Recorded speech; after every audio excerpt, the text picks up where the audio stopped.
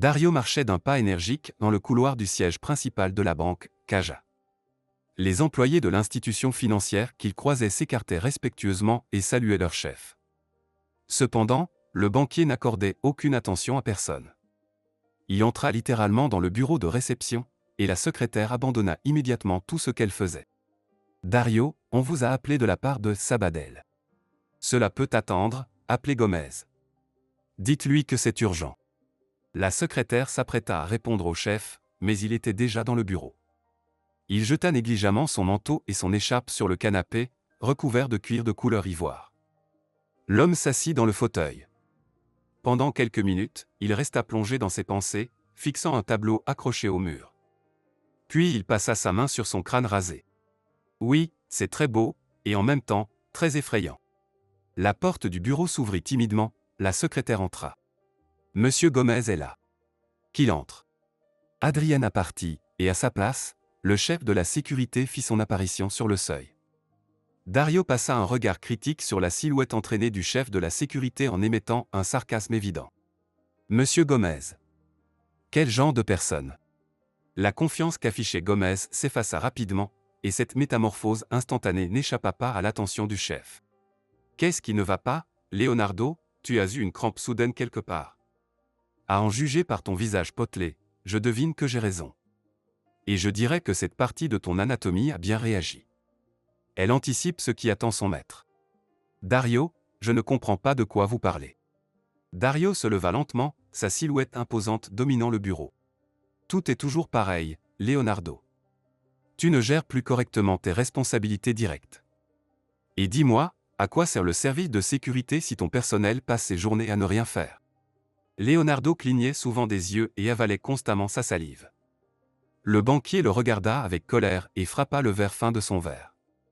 Le coup fut d'une précision remarquable, et le récipient se mit en mouvement, s'arrêtant juste en face de Leonardo. Merci.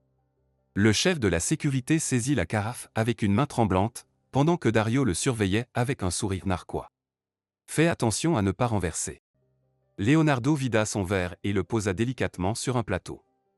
Il se tenait là, se dandinant d'un pied à l'autre, incapable de s'asseoir sur une chaise sans la permission du propriétaire du bureau. Dario prenait plaisir à observer les tourments de son subordonné et finalement eut pitié. « Bon, assieds-toi, dit-il. »« Merci, Dario. Je ne supporte pas quand les gens parlent inutilement. On a juste envie de donner un coup de pied à ces flatteurs menteurs. Sais-tu pourquoi j'éprouve toujours ce sentiment? Je ne sais pas, Dario. Parce que je déteste ceux qui s'abaissent ainsi. Mais je le fais, Dario. Ne t'excuse pas, Leonardo, je comprends tout. Tu es pareil que la plupart de ceux qui travaillent ici. Vous êtes tout prêt à ramper et à lécher mes bottes, et quand quelque chose arrivera, vous me jetterez immédiatement. C'est cette fourberie de la nature humaine que je ne supporte plus que tout. Leonardo, sois un homme, lève les yeux et regarde-moi. L'homme obéit aux demandes de son supérieur. Et Dario, agissant comme un dresseur, ordonna bruyamment. Maintenant, réponds-moi, pourquoi je n'ai toujours pas les documents que je t'ai demandé d'obtenir ici, sur ce bureau? Vous parlez de Pérez? Dario, donnez-moi encore 2 ou 3 jours, et toutes les informations nécessaires seront sur votre bureau. Mes hommes suivent la piste de cet homme. Ne te vante pas. Ça ne m'impressionne pas. J'ai besoin de détails précis, strictement liés à l'affaire. Oui, j'ai compris.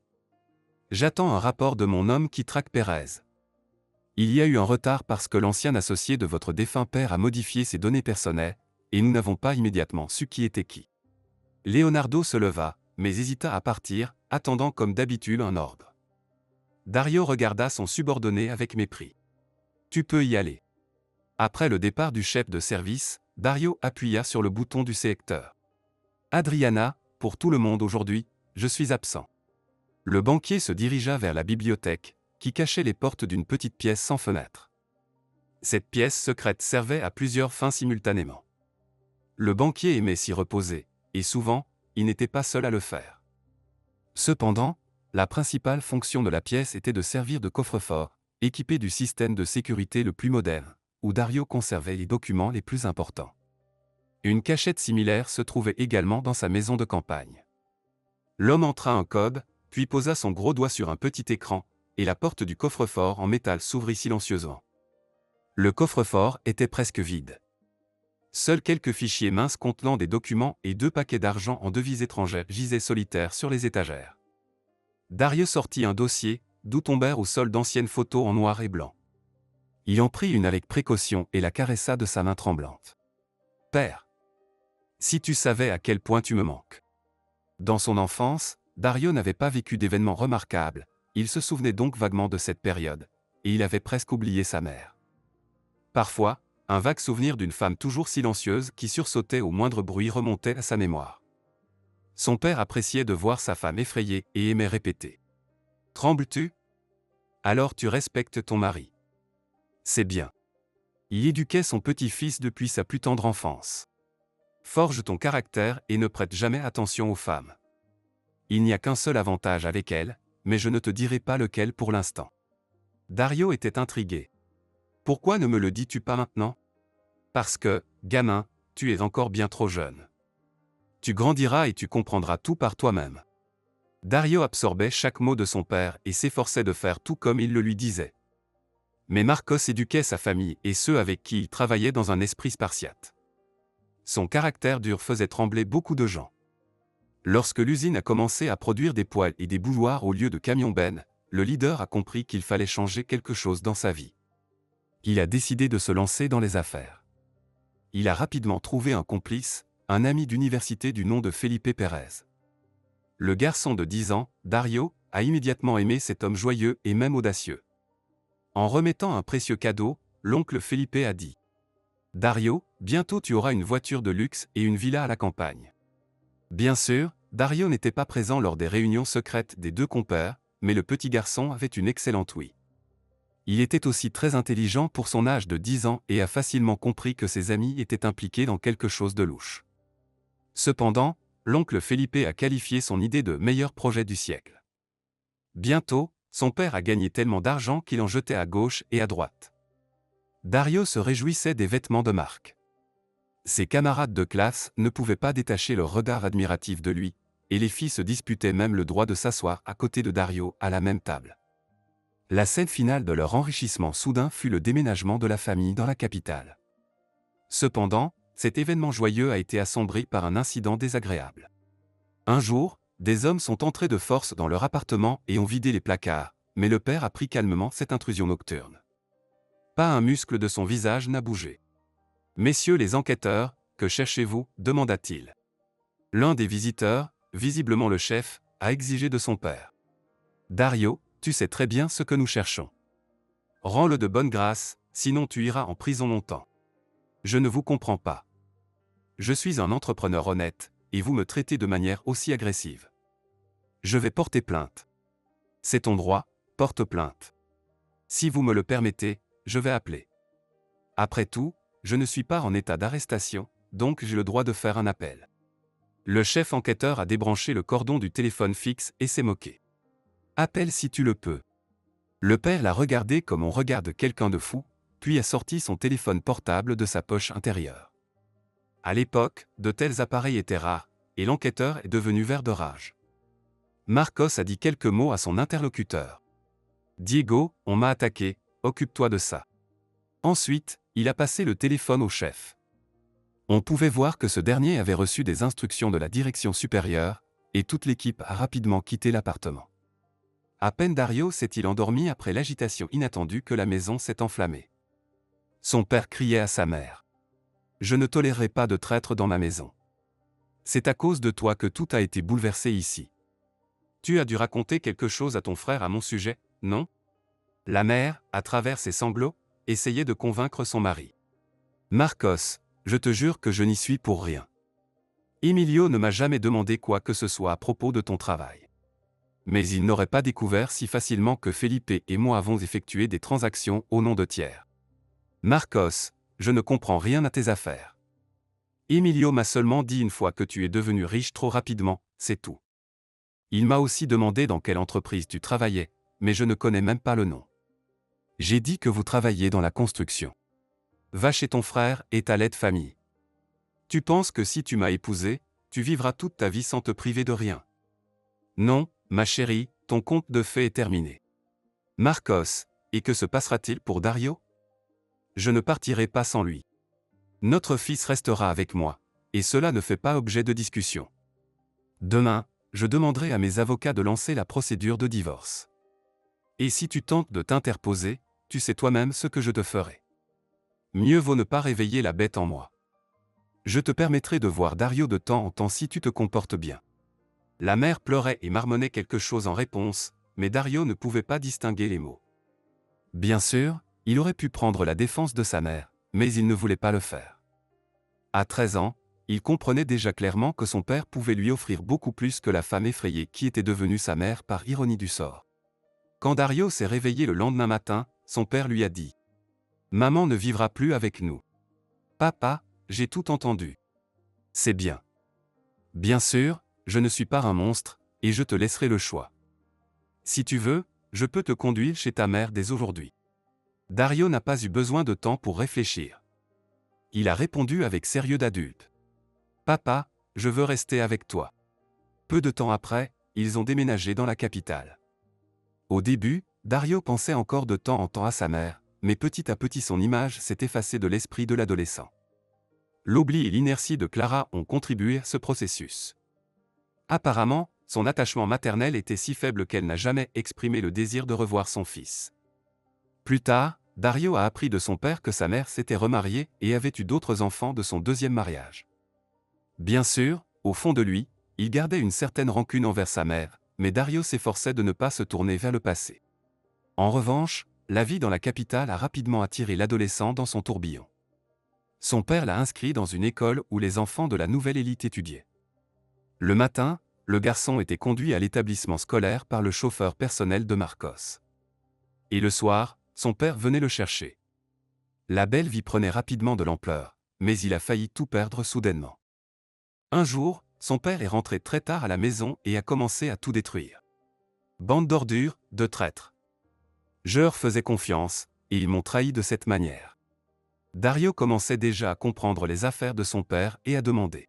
« Papa, pourquoi fais-tu tout ce désordre ici? »« Oh, mon fils, il vaut mieux que tu te taises. » L'intervention de son fils a quelque peu ramené Marcos à la réalité. Il a arrêté de détruire les biens dans la maison. Le lendemain, des personnes inconnues se sont succédées chez eux, et son père est resté dans son bureau jusqu'en fin de soirée. Lorsqu'il a enfin terminé ses affaires importantes, son visage n'était plus aussi en colère que la veille.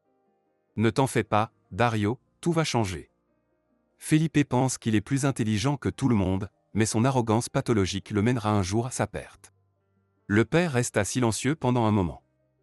Dario comprit qu'il décidait quelle partie de la vérité il pouvait révéler à son fils. Les réflexions de Marcos ne durèrent pas longtemps. Il proposa à son fils de s'asseoir à la table, et Dario savait que cet honneur était réservé à un cercle restreint de personnes. Le père n'était jamais bavard, et cette fois encore, il se limita à quelques phrases. « Mon fils, viendra un jour où je te plongerai dans les subtilités de notre entreprise. Pour l'instant, je peux te dire une chose seulement. Ne fais jamais confiance, même aux personnes les plus proches, car cela peut se terminer en ruine. Il m'a trompé comme un parfait imbécile. Heureusement, j'avais déjà soupçonné sa malhonnêteté auparavant et j'avais créé un filet de sécurité. Sinon, toi et moi serions maintenant à la gare, la main tendue. » Le père exprima cette conclusion d'un ton qui laissa entendre à Dario qu'il était inutile d'interroger son père sur les détails de ce qui s'était passé. À partir de ce jour-là, le nom de Felipe ne fut plus jamais mentionné dans leur maison. Le fils unique du chef d'entreprise faisait également partie de ce cercle restreint et ne pouvait donc pas bénéficier des privilèges qui lui étaient normalement accordés en raison de son statut. Marcos disait souvent en plaisantant. « Tant que je serai en vie, je te dresserai. » Bien sûr, cette manière de s'adresser à lui irritait le jeune homme plein de fierté. Et un jour, il ne put s'empêcher de dire. « Papa, je ne suis pas un tigre. Ne sois pas offensé par ton père.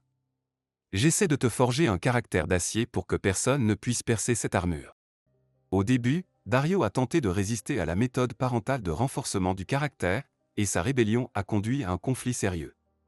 Alors qu'il était en dernière année de l'université, Dario est tombé éperdument amoureux d'une jeune femme qui travaillait comme vendeuse dans une boutique de fleurs. Mais son père était furieux lorsqu'il a appris la liaison secrète de son fils. « Dario, n'y pense même pas. Je ne permettrai pas à mon unique fils d'épouser une pauvresse. Le jeune homme faillit se précipiter sur son père en levant les poings. N'ose même pas parler ainsi de la femme que j'aime. Et tu ne me priveras pas de ma liberté, père. Je préfère quitter cette maison plutôt que de suivre tes caprices malsains. Eh bien, pars donc. Retourne auprès de ta mère. Aussi dépourvue de caractère qu'elle. Tu es libre de faire ce que tu veux, mais rappelle-toi, je ne bénirai jamais un mariage si inégal. Autrefois, il y avait une bonne coutume. Le consentement des parents était une condition obligatoire pour le mariage.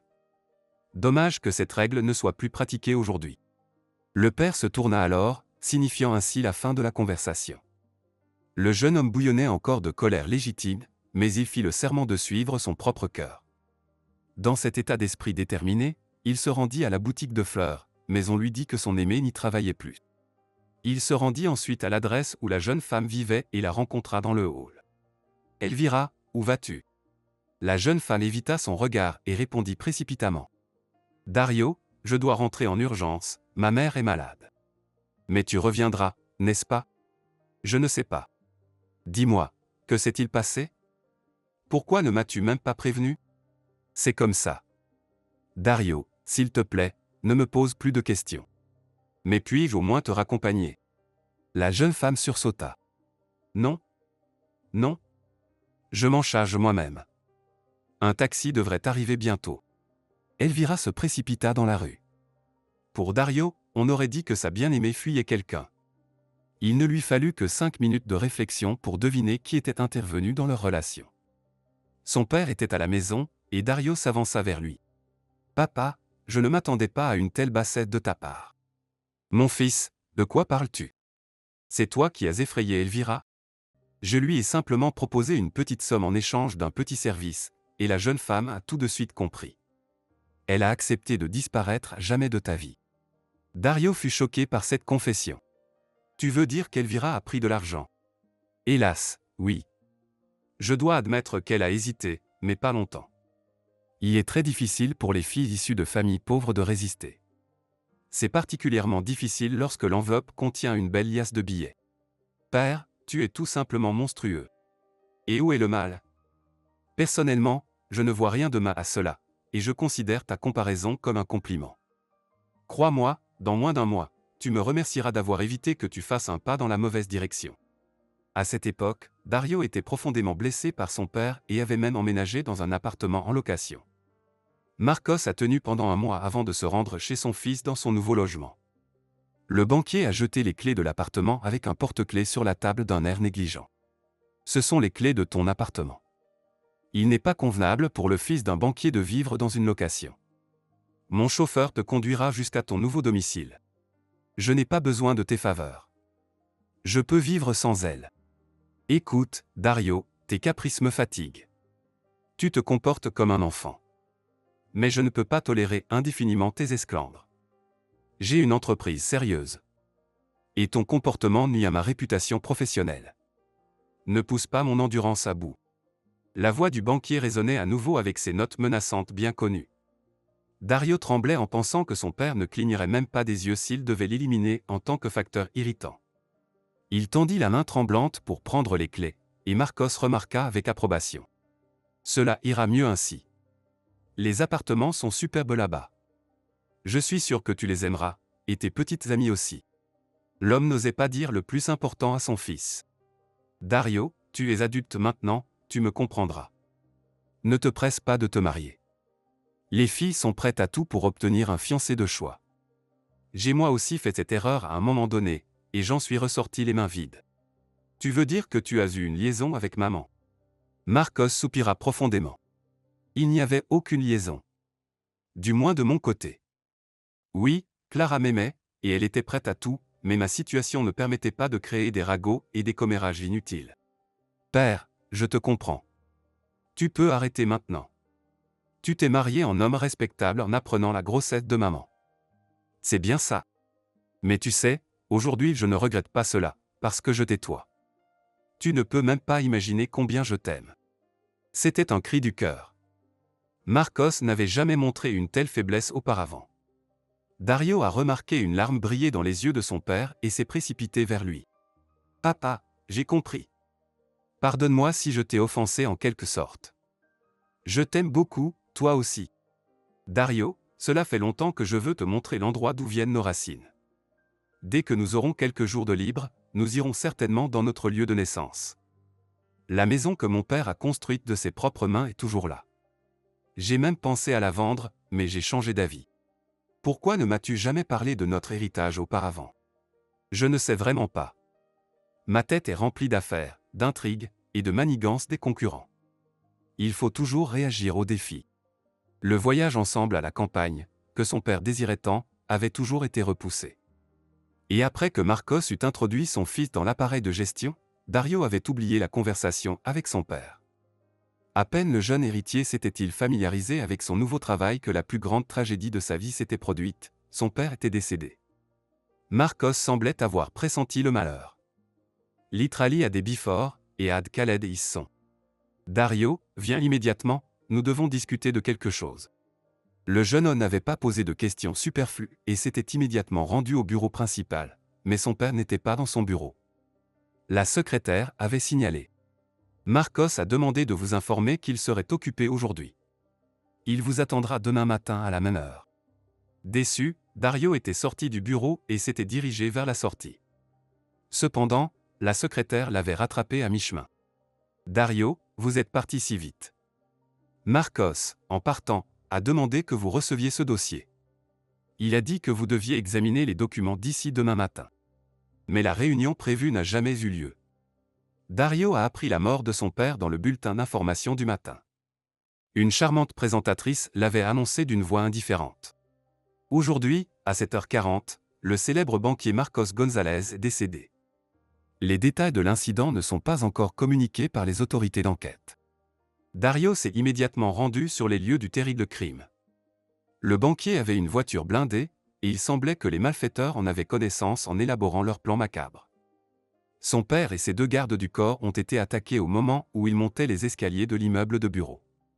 Seul le chauffeur a miraculeusement survécu, mais il n'a pas pu fournir d'informations utiles. Lorsque le fils du défunt est arrivé sur les lieux, une équipe d'enquêteurs travaillait déjà. Dario a couru vers la voiture de son père, mais un homme l'a retenu. Dario, accepte mes condoléances. Le jeune homme regardait autour de lui. Où est mon père? Son corps a été emmené. Vous comprenez, une enquête est nécessaire. Mais il y a des raisons de croire que le meurtrier était un professionnel. Dario a mis plus d'1 an à se remettre de cette perte. Lorsque son esprit s'est enfin libéré des émotions, il a commencé à réfléchir intensément à ce qui s'était passé. Ce n'est que plus tard qu'il s'est souvenu du dossier que son père lui avait remis par l'intermédiaire de sa secrétaire. Après avoir examiné les documents qui lui étaient parvenus, Dario a conclu, par une analyse simple, que les personnes de l'entourage immédiat du banquier étaient impliquées dans la mort de son père. Dario a réagi avec fermeté. Il a engagé toute une équipe de détectives privés, qui se sont lancés dans une chasse comme des chiens de garde à la recherche des commanditaires de ce crime brutal. L'exécutant a été retrouvé, ou du moins son corps a été repêché dans une rivière 2 jours après l'incident. Bientôt, les professionnels de la filature se sont rapprochés du commanditaire, mais le problème était que cette piste les menait vers un pays situé de l'autre côté de l'océan. Dario a facilement deviné que c'était Pérez qui avait décidé d'éliminer son ancien ami. Cette supposition a étonné l'héritier. Voilà ce qu'est ce mystérieux oncle Felipe. Mais cela ne fait rien, je finirai par te retrouver. Je te trouverai, et tu comprendras certainement que tu ne peux pas en rester là avec nous. Dario a commencé à élaborer un plan de vengeance. Mais en même temps, il comprenait parfaitement qu'il pourrait ne pas avoir le temps de se venger. Il a réfléchi intensément à ce problème pendant plusieurs jours jusqu'à ce qu'une idée lumineuse lui vienne à l'esprit. Il devait renforcer les mesures de sécurité, et il devait le faire rapidement, de toutes parts. En l'espace d'une seule journée de travail, Dario a licencié tous les anciens employés et a constitué une nouvelle équipe. Il a porté une attention particulière au recrutement du personnel de sécurité. Le seul homme qu'il a gardé parmi les anciens employés de son père était Leonardo Gomez, le chauffeur de Marcos González. Dario a invité l'homme pour une conversation sérieuse. Leonardo, mon père avait une très haute opinion de vos compétences professionnelles. J'espère que vous ne me décevrez pas non plus. Gomez s'est redressé. Vous pouvez entièrement compter sur moi. Parfait, vos responsabilités vont légèrement changer. Vous serez désormais mes yeux et mes oreilles. Bien sûr, parfois je vous donnerai des missions spécifiques. J'ai tout compris, Dario. Ces conditions me conviennent. C'est bien. Pour l'instant, occupez-vous du recrutement de votre propre équipe. Je ne m'immiscerai pas dans ce processus, car je vous considère comme un professionnel. Cependant, lors du recrutement des candidats, examinez attentivement tous les membres de la famille du candidat et son curriculum vitae. J'ai tout compris, Dario. Gomez s'est lancé avec enthousiasme dans la tâche, et bientôt les premiers résultats positifs de son travail sont apparus. Dans l'une des filiales de la Caja, une équipe d'employés a été identifiée, régulièrement transférant de l'argent de l'entreprise vers des comptes offshore. Apprenant de telles affaires dans son dos, Dario a ordonné au chef de la sécurité. Amenez-moi ces scélérats ici. Leonardo a esquissé un sourire étrange et a proposé à voix basse. Dario, pourquoi perdre un temps précieux? Peut-être pourrait-on simplement les éliminer discrètement. Le banquier a regardé le chef de la sécurité d'une manière telle que ce dernier s'est assis. Leonardo, considérez que je n'ai rien entendu. J'ai bien compris, patron. Ce trio a disparu sans laisser de traces, et de tels cas ne se sont plus reproduits. Après avoir réglé quelques affaires, Dario a décidé de rendre visite au village. Le chef de village local avait surveillé la maison pendant toutes ces années. En voyant l'air satisfait de ce vieil homme vigoureux, Dario a compris qu'il recevait une compensation tout à fait décente pour ce service peu contraignant. Comme s'il lisait dans ses pensées, le chef de village a déclaré avec aplomb. Cela fait déjà 1 an que je veille gratuitement sur votre propriété. Une question se pose, pourquoi ai-je besoin de tout ça? Et je dois même risquer ma vie parce que des individus suspects viennent ici de temps en temps. Par exemple, il y a peu de temps, 2 gars sont venus avec une belle voiture. Je ne m'y connais pas vraiment en marques étrangères, mais j'ai tout de suite compris que c'était une voiture chère. Une voiture chère, mais des visages louches chez ces 2 gars. Dario se tendit en attendant la suite de l'histoire, mais le chef de village ne se précipitait pas. Il semblait clairement apprécier l'attention portée à sa personne. Je leur ai demandé pourquoi ils étaient venus. Ils ont ri de manière à me donner des frissons dans le dos. Ils m'ont dit en me regardant droit dans les yeux que celui qui veut tout savoir ne vit pas longtemps. Et qui cherchaient-ils en fin de compte? Personne. Il y a 3 infirmes dans notre village. Ils n'ont rien à offrir sauf des analyses. Ils étaient intéressés par votre maison. Ils ont demandé, où est la maison Gonzalez? Dario sentit un frisson glacial lui parcourir l'échine. Vous la leur avez montrée? Bien sûr, moyennant un petit paiement. Ils m'ont donné $30, alors je leur ai montré la maison. Le chef de village leva les yeux pour souligner l'importance du moment. Mais ce n'était pas votre maison, c'était une autre. Nous avons beaucoup de maisons vides ici, choisissez n'importe laquelle. Dario comprit le message et sortit $100. Le vieil homme se lécha les lèvres sèches. Merci, monsieur. Mais ce n'est pas suffisant. Dario sortit encore $300. L'homme sauta sur place. Quand vous en aurez fini, ramenez-moi les clés. Dario prit un lourd trousseau de clés et se dirigea vers la maison. Il n'avait jamais vu y aller auparavant et fut impressionné par l'intérieur de la vieille maison. Les tapis tissés sur le sol non peint, les icônes dans le coin rouge, tout cela lui donnait l'impression d'être transporté dans le passé. Il pensa qu'il devrait peut-être passer la nuit ici, car l'inspection nécessiterait beaucoup de temps. Cependant, mis à part les meubles anciens et les icônes, il n'y avait rien de précieux dans la maison. Tous les tiroirs et les cintres dans l'armoire étaient vides. Seul sur l'étagère, Dario trouva une pile de vieilles photos et un tas de notes. En jetant un coup d'œil rapide à sa découverte, le banquier murmura. Il semble que ce soit exactement ce dont j'ai besoin. Mon père était intelligent, il avait même anticipé sa propre mort. Le lendemain matin, Dario montra l'une des photos à son chef de la sécurité. Leonardo, nous devons retrouver cet homme. N'importe où précisément je devrais le chercher? Tu me demandes ça, Leonardo? Même sur Mars si nécessaire. Il semble que ce soit le commanditaire de la mort de ton père, n'est-ce pas? Dario n'a pas jugé nécessaire de dire à Leonardo qu'il avait maintenant en sa possession des documents qui éclairaient les événements vieux de 20 ans. Après avoir réfléchi, il remit également au chef de la sécurité une deuxième photo sur laquelle figurait un couple heureux. Au verso de la photo, une écriture calligraphique disait « En souvenir de Marcos », de la part des futurs mariés. Leonardo jeta un coup d'œil rapide à la photo. Dario, c'est le même homme que sur la première photo. Ce qui m'intéresse, c'est la femme. Renseigne-toi sur tout ce que tu peux. L'enquête, qui avait commencé avec enthousiasme, s'était soudainement enlisée. Dario avait immédiatement compris que l'affaire avait atteint un point mort, mais il posa la question avec indifférence. Comment avance ton enquête, Leonardo? On peut dire qu'elle est terminée. Et ce, dans toutes les directions. Peux-tu m'en dire plus? Bien sûr. Eh bien, Felipe Pérez est décédé il y a moins d'un mois. Mais mes gars ont retrouvé son avocat et découvert des détails très intéressants. Il s'avère que ce gars a escroqué votre père d'une grosse somme d'argent et a filé aux États-Unis. Là-bas, il a réussi à prospérer et sa fortune au moment de sa mort se chiffre en une somme avec 6 zéros à la fin. Plus une propriété. En d'autres termes, c'est du sérieux. Quand il a appris son terrible diagnostic, il a voulu se rendre en Espagne, mais il a eu peur.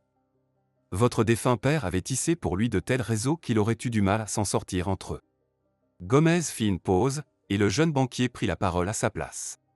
Pour éliminer cet obstacle, il a commandité le meurtre de mon père. Oui, Dario. Tout cela semble logique, mais un temps précieux a été perdu, et le commanditaire lui-même a rapidement mis fin à ses jours. Cependant, Felipe a laissé un testament pour sa descendance. En bref, cet avocat en question recherche actuellement les héritiers en Espagne. Pérez a-t-il des enfants? C'est là que cela devient intéressant, Dario. Il y a de bonnes raisons de croire que la charmante jeune femme sur la photo était enceinte de Pérez. Mais ce n'est pas surprenant, car il a fui le pays une semaine avant son propre mariage.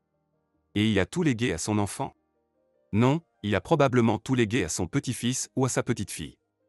Mais ne vous inquiétez pas, cela n'en est pas encore arrivé là. J'ai trouvé cette femme sur la photo. Elle a une fille, âgée de 21 ans, étudiante, toujours célibataire. Mais il y a un autre détail étonnant. Les personnes qui vous intéressent vivent toujours dans la ville de votre enfance jusqu'à ce jour.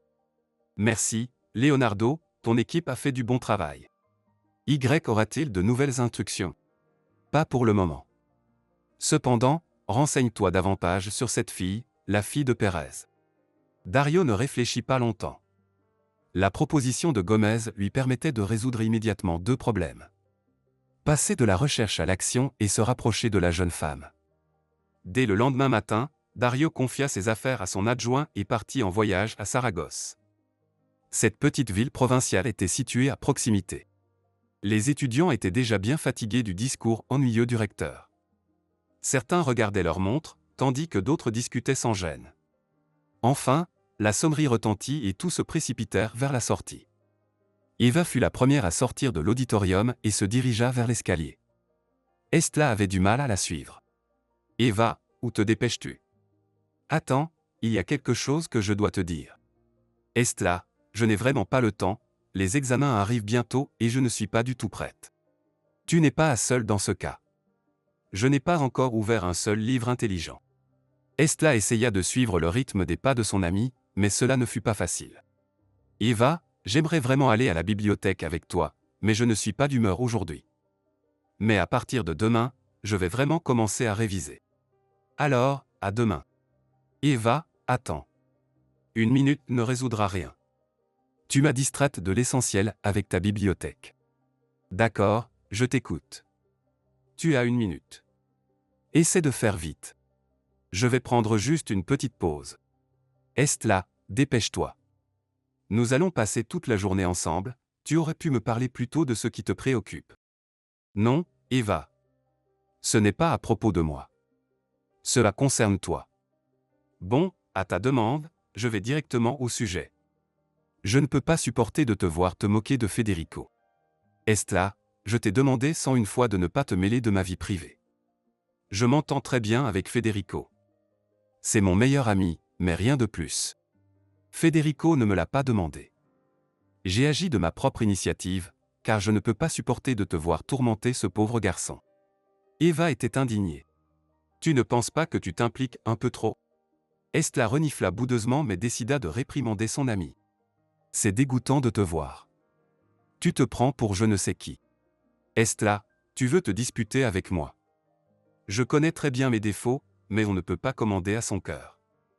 Et je ne peux pas me forcer à aimer Federico. Eva cliquetait des talons de ses élégantes bottines, tandis qu'Estla restait à sa place. Elle jeta avec colère un caillou dans les buissons et se dirigea rapidement vers l'arrêt de bus. La jeune femme imaginait déjà comment elle passerait devant son amie sans même la regarder. Cependant, elle ne put pas savourer sa revanche, car elle remarqua qu'Eva parlait à un homme inconnu d'apparence respectable.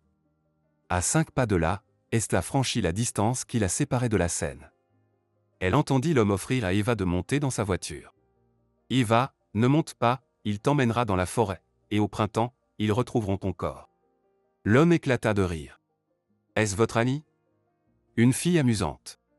D'où venez-vous et pourquoi importunez-vous les filles ? Eh bien, je suis venu spécialement dans votre petite ville pour rencontrer des filles aussi énergiques. Soit dit en passant, c'est la ville où j'ai grandi, je suis né ici. J'ai même envisagé de m'inscrire à l'université. Tu as déjà tout raconté à ce sujet ? Eva rit aussi. Est-ce vraiment un secret que nous étudions, toi et moi, dans notre célèbre université, au département de psychologie clinique ? L'homme fut surpris. Je n'avais même pas connaissance de l'existence d'une telle spécialité. Et je vous assure que votre ami ne m'a pas confié de secret. Écoutez, les filles, vous êtes tellement intéressantes, mais j'ai vraiment faim après un long voyage. Accompagnez-moi. Eva était sur le point de refuser, mais Estla la devança. Bien sûr, nous sommes prêtes à aider un visiteur de notre ville, mais montrez-nous d'abord votre passeport. Estla, ce n'est pas comme ça que ça se passe. L'homme sortit les documents sans précipitation. Vous savez, Eva, votre amie a raison. La vigilance n'est jamais superflue, surtout dans les relations avec des étrangers. J'espère que vous me montrerez le meilleur restaurant de la ville. Estla examinait attentivement le passeport de l'inconnu. González Dario, même pas marié. Le banquier sourit maladroitement. Je n'ai pas encore eu le temps, avec toutes les affaires, de penser à moi. L'un des plus grands banques du pays repose sur moi. Estla continuait à évaluer l'homme d'un regard critique. Oui, c'est la première fois que je parle à quelqu'un d'aussi important. Eva, demain tout le monde mourra d'apprendre que nous avons rencontré un véritable banquier. Allons-y, je vous montrerai le meilleur restaurant. Le banquier jouait le jeu avec la jeune femme. Donc, Estla, êtes-vous prête à être notre guide pour la soirée ? Parfait. Mais nous n'irons pas à pied, nous prendrons la voiture. D'accord ? Au lieu de répondre, les deux jeunes femmes se sont installées dans la voiture du banquier. Elles n'ont pas remarqué qu'un jeune homme les observait attentivement depuis la station de bus. Federico étudiait également à l'université, mais dans une autre faculté. Il avait l'intention de parler sérieusement à Eva ce soir, mais il n'en avait pas eu l'occasion. Lorsque la voiture de González quittait le parking, Federico remarqua les plaques d'immatriculation et siffla involontairement. Waouh ! Un gars de la capitale. Qu'est-ce qui a pu l'amener ici ? Un bus s'approcha et Federico sauta sur la plateforme arrière. Tout au long de la soirée, il ne put se débarrasser de l'image de ce tout-terrain noir. Puis, Federico commença à s'inquiéter pour Eva et décida d'appeler son numéro. Cependant, le téléphone d'Eva était éteint. Alors il appela la mère d'Eva. « Rose, Eva est à la maison ? Je peux la voir un instant. » Non Federico. Elle est encore à la bibliothèque. Il est déjà presque 22 heures, la bibliothèque fonctionne-t-elle si tard ? Le jeune homme ne voulait pas décevoir sa petite amie, alors il mentit. Je ne suis pas sûr, mais il me semble que la salle de lecture est désormais ouverte jusqu'à minuit. Ne vous inquiétez pas, Rose, Eva apparaîtra bientôt. Federico décida de ne plus appeler Eva. Je lui parlerai demain. Le jeune homme s'endormit avec cette pensée, mais le matin, il se réveilla en retard pour son premier cours. Ils se croisèrent plusieurs fois avec Eva dans les couloirs, mais aucun d'eux n'était d'humeur à engager une conversation sur des sujets futiles. Federico tenta à nouveau de se calmer. Je partirai plus tôt après mon dernier cours et je la retrouverai dans la rue. Ce plan ne fonctionna qu'à moitié. Federico quitta l'université plus tôt et se posta dans un coin discret du parc, mais Eva passa devant lui sans le remarquer. Il la suivit du regard et la vit monter dans une voiture. C'était le même tout-terrain qu'hier. Federico se retourna brusquement et vit Estla. Elle le regardait avec tristesse. « Federico, tu n'as aucune chance. Tu es étudiant, et lui, c'est un banquier. Hier, il nous a emmenés au restaurant. Il a tellement d'argent. Tu sens la différence ? » Le jeune homme ne répondit pas. Il se retourna brusquement et se précipita vers l'arrêt de bus. Estla le suivit des yeux. Les jours passèrent, et Eva changea. Elle renoua avec ses anciens amis et évita délibérément Federico. Rose observait sa fille avec inquiétude, mais ne savait pas comment entamer une conversation sérieuse avec elle. Un soir, alors qu'Eva se préparait pour un rendez-vous, elle se regarda dans le miroir en portant une nouvelle robe. « Maman, quel bijou je devrais porter avec cette robe ? Je pense que ce pendentif ne sera pas trop ostentatoire. » Elle sortit le bijou de son sac à main, et la mère fut stupéfaite en voyant le coûteux bijou. « Ce banquier te l'a offert, n'est-ce pas ?» Eva hocha la tête affirmativement, et sa mère reprit d'un ton réprobateur. « Eva, pourquoi acceptes-tu de tels cadeaux ? Tu sais que tu auras à payer pour cela, n'est-ce pas ?» La jeune fille s'indigna. « Maman, de quoi parles-tu ? Dario m'a offert ce bijou de tout cœur, il n'attend rien en retour. » Rose s'assit sur une chaise. « Eva, es-tu vraiment naïve ou fais-tu semblant ? Pourquoi te lier avec un homme adulte ? Il pourrait être ton père. Et alors ? Il te laissera quand même. Maman, ne juge pas tout le monde selon ta propre expérience. Si tu as eu une mauvaise expérience dans ta vie, ne l'applique pas aux autres. Au lieu de te réjouir pour ta fille, tu inventes des absurdités. Eva, ce n'est pas absurde. Tu détruis ta vie, et il sera difficile de la réparer. Cet homme, ce banquier, n'est pas fait pour toi. Tu aurais dû rester avec Federico. Maman, je n'aime pas Federico. Et celui-ci, tu l'aimes ? Eva leva les yeux au ciel d'un air rêveur et se mit à tourner dans la pièce. Je ne me suis jamais sentie aussi légère. Quand Dario est près de moi, j'ai l'impression de flotter sur un nuage. Et je veux que ce conte de fées ne se termine jamais. Rose regardait sa fille, son cœur se serrant d'une mauvaise prémonition. Cependant, elle comprenait que sa fille était vraiment amoureuse de l'homme qui avait soudainement fait irruption dans leur vie paisible. En un mois seulement, la vie d'Eva avait radicalement changé. Souvent, elle se surprenait à penser que tout cela se passait dans un rêve, et elle avait peur de se réveiller. Elle ne voulait pas retourner à la vie ennuyeuse et monotone qu'elle avait connue, alors elle ignorait les plaintes de sa mère et le mécontentement de son ami. Lors de la dernière tentative d'Estla pour ramener sa réalité, Eva déclara avec un mépris à peine dissimulé. « Estla, tu es simplement jalouse de moi. Bientôt, Dario et moi nous marierons, et nous partirons pour la capitale. Tandis que toi, tu resteras ici, dans cette ville morne où bientôt seuls les vieux et les chiens arpenteront les rues. Eva, tu es aveuglée par ton bonheur illusoire. Ne vois-tu pas que ce banquier n'est pas du tout l'homme qu'il prétend être ? Ses yeux sont méchants et froids. Estla, c'est tout dans ta tête. Dario est extraordinaire, il est bon et attentionné. Il est prêt à tout pour moi. » Estla savait qu'elle ne réussirait pas à convaincre son ami. Bien que la situation soit déjà presque irréparable, Estla demanda. « Dis-moi, quand est le mariage ? J'espère que tu n'oublieras pas d'inviter tes amis. » Le sourire disparut du visage d'Eva. « Quelle question stupide ! Où vais-je trouver une autre demoiselle d'honneur ? Dario et moi n'avons pas encore décidé où se déroulera notre mariage. » Pour clarifier ces détails importants, la jeune fille se tourna vers son futur mari. « Dario, il ne reste que quelques jours avant le mariage, et tu ne me dis rien. Que veux-tu savoir exactement ? Eh bien, où et comment célébrerons-nous cet événement ? » Dario ne voulut pas torturer sa fiancée et lui avoua qu'il avait décidé de formaliser leur union à la mairie locale. « Eva, ce sera plus pratique, car nous n'aurons pas à attendre les 3 mois réglementaires. J'ai déjà arrangé cela avec le responsable. Samedi prochain, nous serons légalement mariés. » La jeune fille se mit à couvrir le visage de son bien-aimé de baisers. « Dario, tu es extraordinaire. Nous allons nous marier, et ensuite nous irons au restaurant ? Celui où nous avons dîné lors de notre première rencontre. Ai-je raison ? » L'homme se libéra doucement des étreintes de la jeune fille. « Nous n'irons pas au restaurant. Alors dis-moi, où aura lieu notre réception de mariage ? » La jeune fille enlaça à nouveau son cou de ses bras, mais le banquier la repoussa soigneusement. « Il n'y aura pas de mariage. » Pourquoi ? Eva pensait toujours que son bien-aimé faisait une petite blague, mais Dario était sérieux. Les questions supplémentaires de la fiancée commençaient déjà à l'irriter. « Eva, je pense que nous n'avons pas besoin d'une grande fête. Nous nous marierons et nous nous rendrons immédiatement dans l'un des endroits les plus étonnants de la planète, en Thaïlande. J'y suis déjà allé une fois. Crois-moi, c'est l'un des endroits les plus étonnants de la Terre. C'est là-bas seulement que tu pourras voir les étoiles se baigner dans l'océan la nuit. Eva avait peur de respirer bruyamment. Elle se représentait déjà cette île paradisiaque et avait hâte de s'y rendre rapidement. Le mariage et toutes les formalités qui l'accompagnent passaient au second plan. Le lendemain, la jeune fille racontait avec enthousiasme son futur voyage de noces à son amie.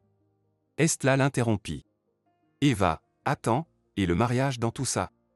Dario a décidé qu'il valait mieux célébrer notre mariage en privé. Je pense aussi qu'il vaut mieux partir immédiatement en lune de miel que de s'asseoir à une table entourée de gens. Estla tapota douloureusement l'épaule de son ami. D'accord, tu peux t'arrêter maintenant. J'ai tout compris, je transmettrai aux autres. Adieu, mon ami. Estla partit rapidement sans se retourner. Eva haussa les épaules. Eh bien, tant pis. Dario a raison, il faut savoir se débarrasser des anciennes relations inutiles. Rose aussi resta en état de choc pendant un moment lorsqu'elle apprit que le mariage était annulé par sa fille. Elle regarda Eva les yeux grands ouverts, incapable de prononcer un mot. Seulement un peu plus tard, la femme dit avec tristesse. Comme il est facile pour toi de te détourner de tes amis. Je me demande si tu me traiteras de la même manière. Non, non, maman. Dario m'a permis de t'inviter à la mairie. Il a dit que les parents devaient être présents à ce moment important. Dario a dit. Eva, réveille-toi, débarrasse-toi de cette obsession. Même le meilleur mari ne devrait pas diriger ta vie. Si ton banquier te pose déjà des conditions maintenant, réfléchis à ce qui se passera ensuite. Maman, tout ira bien pour moi. Eva prit les mains de sa mère et voulut danser joyeusement avec elle, mais Rose la repoussa avec force. Sans dire un mot, elle partit dans la cuisine.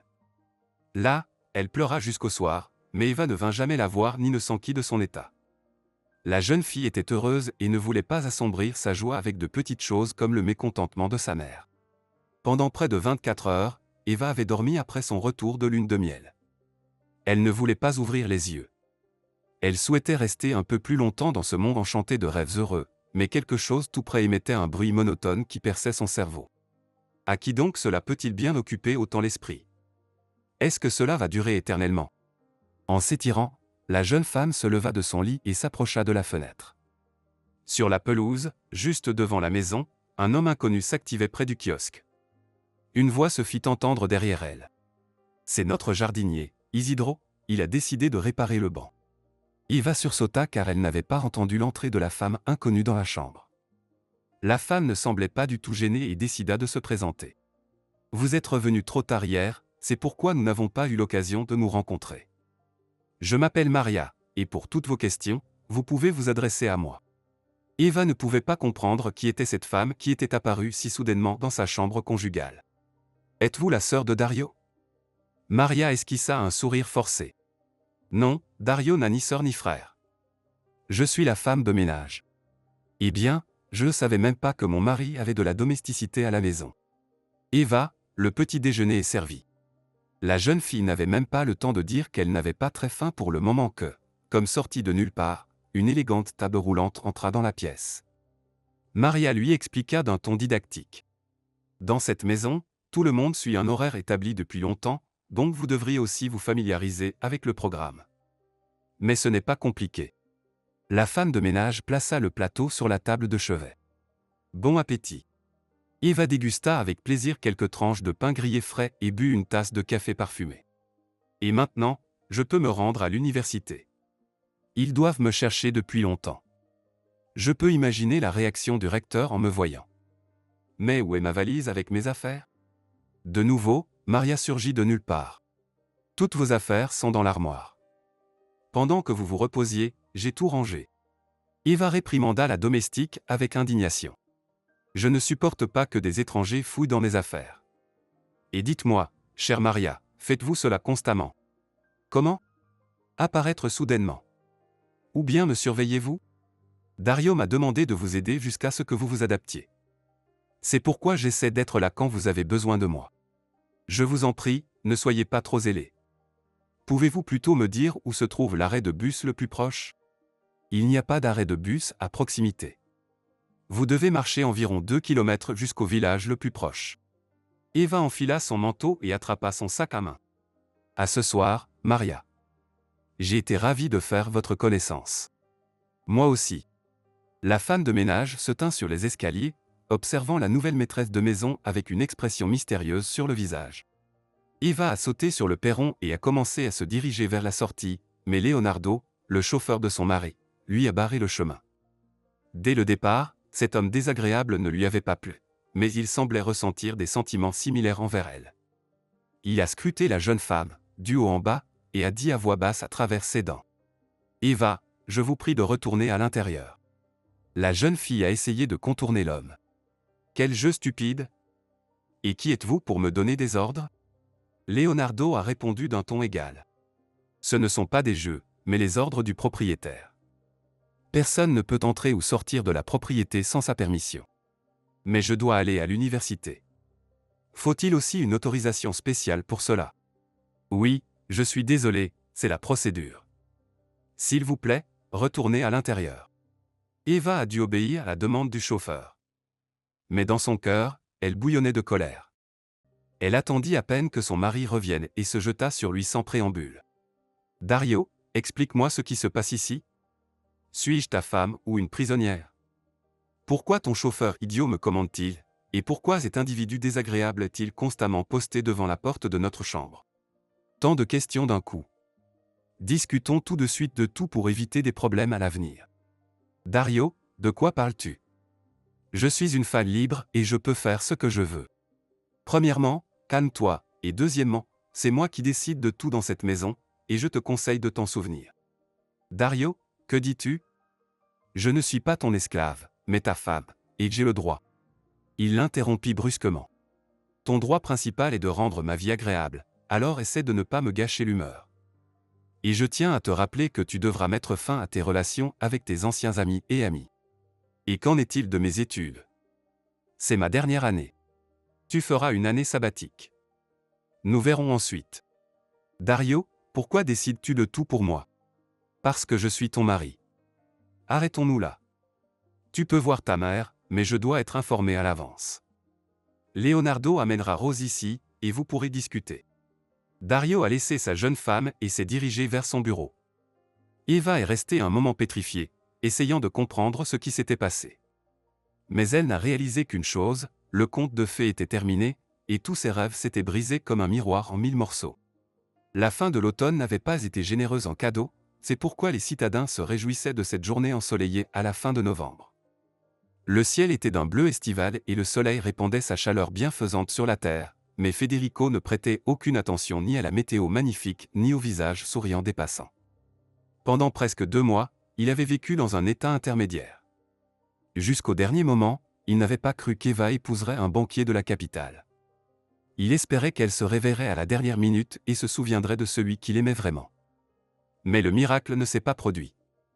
Le jour du mariage d'Eva, il avait observé de loin avec Estla tout ce qui se passait. Rose avait refusé d'aller à la mairie. Federico, j'ai peur de ne pas pouvoir me retenir et de causer un scandale là-bas. Je n'aurais jamais pensé que j'assisterais au jour où ma seule fille aurait honte de moi. Mais si Eva en a décidé ainsi, je ne vais pas gâcher sa fête. Pour le bonheur de ma fille, je suis prête à mettre de côté ma fierté. Et en général, je suis capable de beaucoup d'autres choses. Federico, lui aussi, avait brûlé du désir de dire au visage de ce banquier effronté ce qu'il pensait de lui. Mais Estla l'avait prévenu avec sagesse.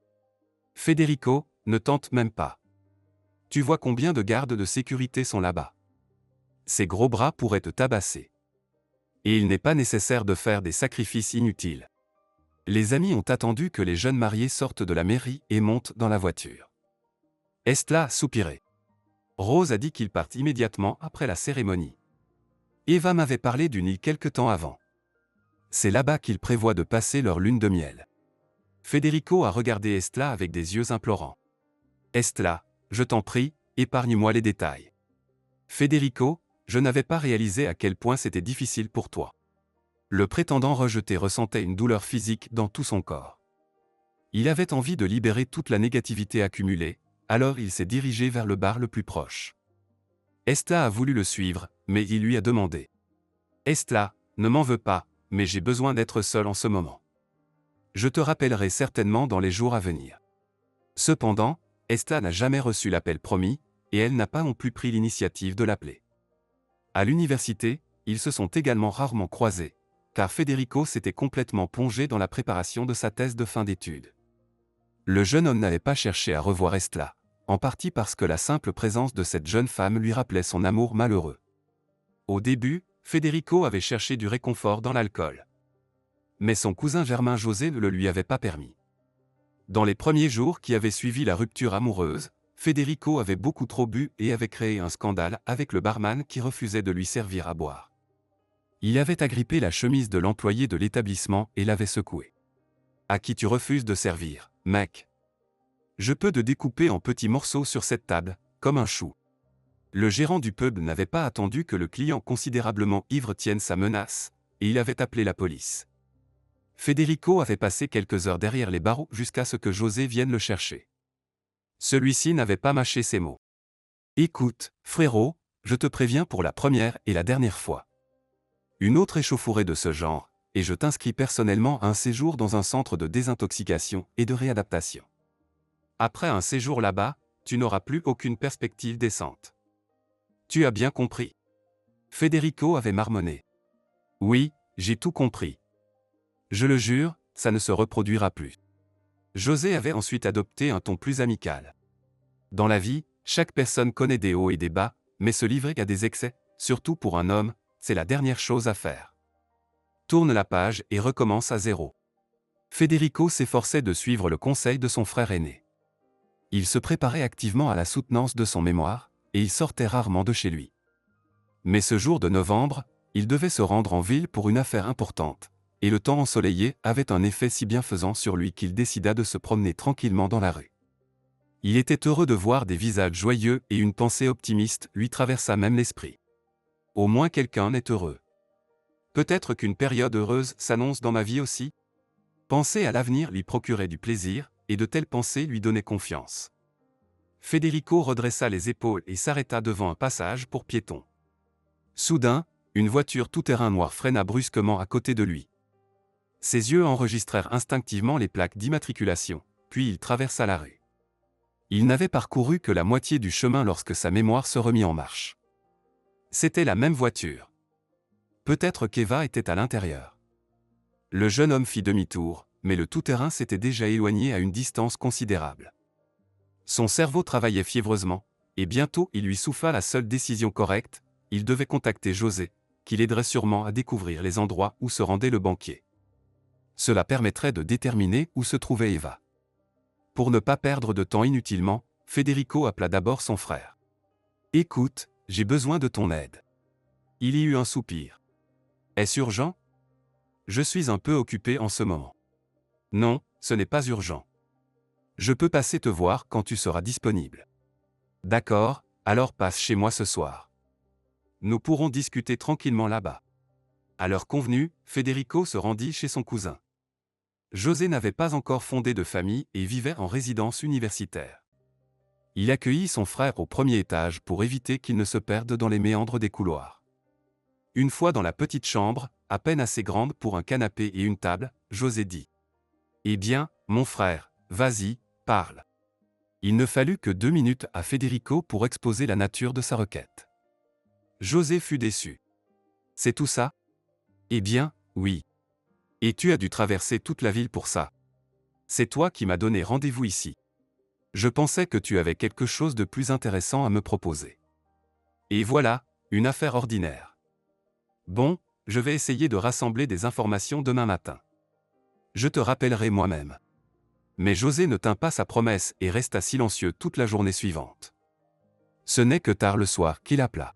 « Si tu n'es pas trop occupé, viens me voir, nous avons quelque chose à discuter. » Federico arriva à la résidence universitaire un quart d'heure plus tard.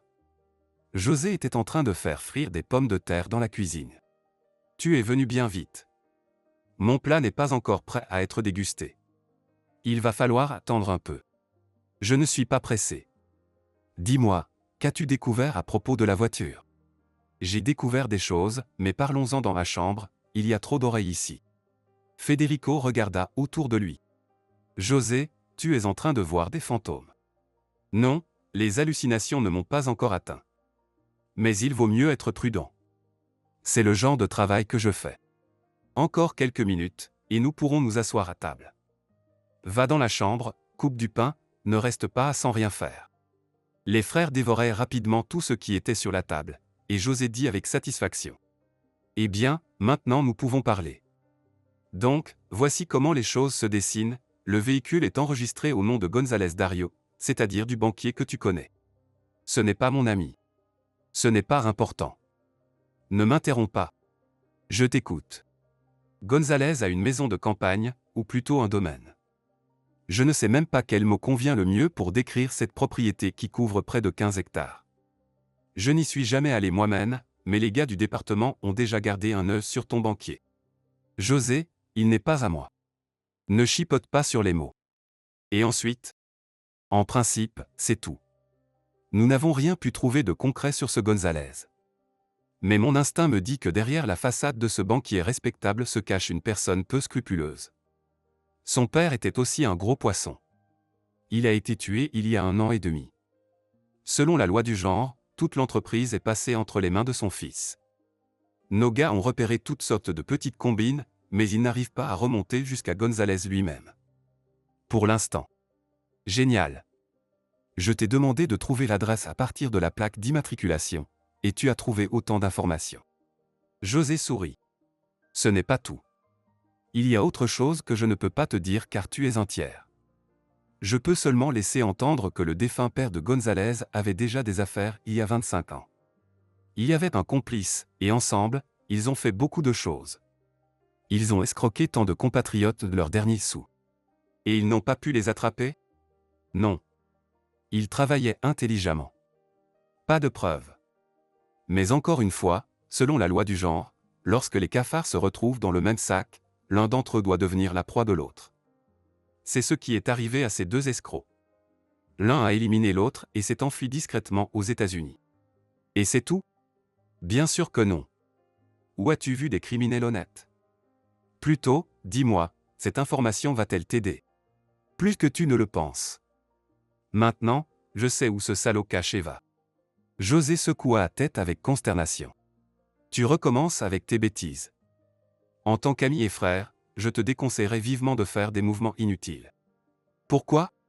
Federico, c'est une chose de sortir avec une fille, et c'en est une tout à fait différente de traîner derrière la femme de quelqu'un d'autre. Les gardes de ton banquier sont du genre à infliger de sérieux dégâts. Je serai prudent. Il faisait déjà nuit quand Federico se préparait à rentrer chez lui.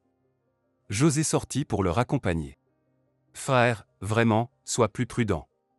Si quelque chose arrive, appelle-moi. Peut-être que tu verras quelque chose de suspect. D'accord.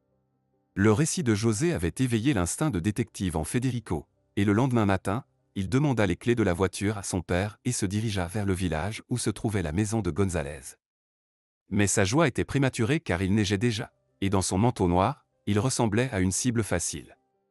Il a donc dû retourner en ville et reporter sa surveillance au lendemain. Pendant 3 semaines, Eva était seule. Elle avait déjà exploré la grande maison et elle ne l'impressionnait plus. Elle sentait la mélancolie s'emparer d'elle chaque jour.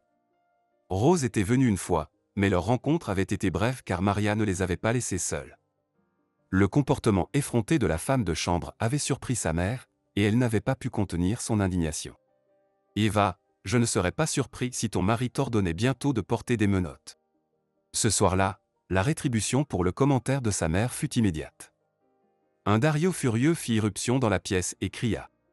Si ta mère dit encore quelque chose de semblable à mon sujet, j'arrêterai vos rendez-vous. Eva répliqua timidement. Dario, ma mère n'a rien dit de mal à ton sujet. Elle plaisantait simplement, et ta Maria a tout interprété. Ne te crois pas plus intelligente que les autres. Dario quitta la pièce précipitamment, laissant Eva en pleurs. Au cours de ces quelques semaines de mariage, elle avait complètement perdu sa capacité à rire et n'osait plus revendiquer son droit à la liberté de mouvement. La plupart du temps, elle restait près de la fenêtre, observant Isidro déneiger les sentiers du parc. Quelquefois, avec la permission de Maria, elle sortait pour une promenade, bien que cela soit humiliant. Maria, puis-je aller prendre l'air? J'ai la tête qui tourne à cause de la chaleur. La femme de chambre regarda Eva avec condescendance et déclara d'un ton professoral. Eva, en plus de l'air frais, Une jeune femme a besoin d'une alimentation calorique. Vous avez très mal mangé récemment. Si cela continue, je devrais en informer Dario. Eva fut surprise. Permettez-moi de vous demander en quoi mon appétit est lié à mon mari, c'est-à-dire à sa relation avec moi. La femme de chambre fut à son tour étonnée. Vous posez des questions très stupides. Dario a besoin d'un héritier en bonne santé, et il m'a été strictement recommandé de surveiller de près votre alimentation et votre emploi du temps. Eva s'écria. Quel enfant? Je n'ai pas intention de devenir mère pour le moment. Personne ne vous demande votre avis. L'apathie de ces derniers jours fut remplacée par une explosion d'agressivité. Eva avait soudain envie de cracher au visage de cette femme de chambre détestée ou de briser le vase coûteux dans le salon. Cependant, elle fit un effort de volonté pour contenir ses émotions.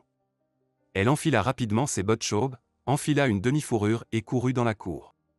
Les flocons de neige dansaient lentement dans l'air avant de tomber sur son visage pour fondre.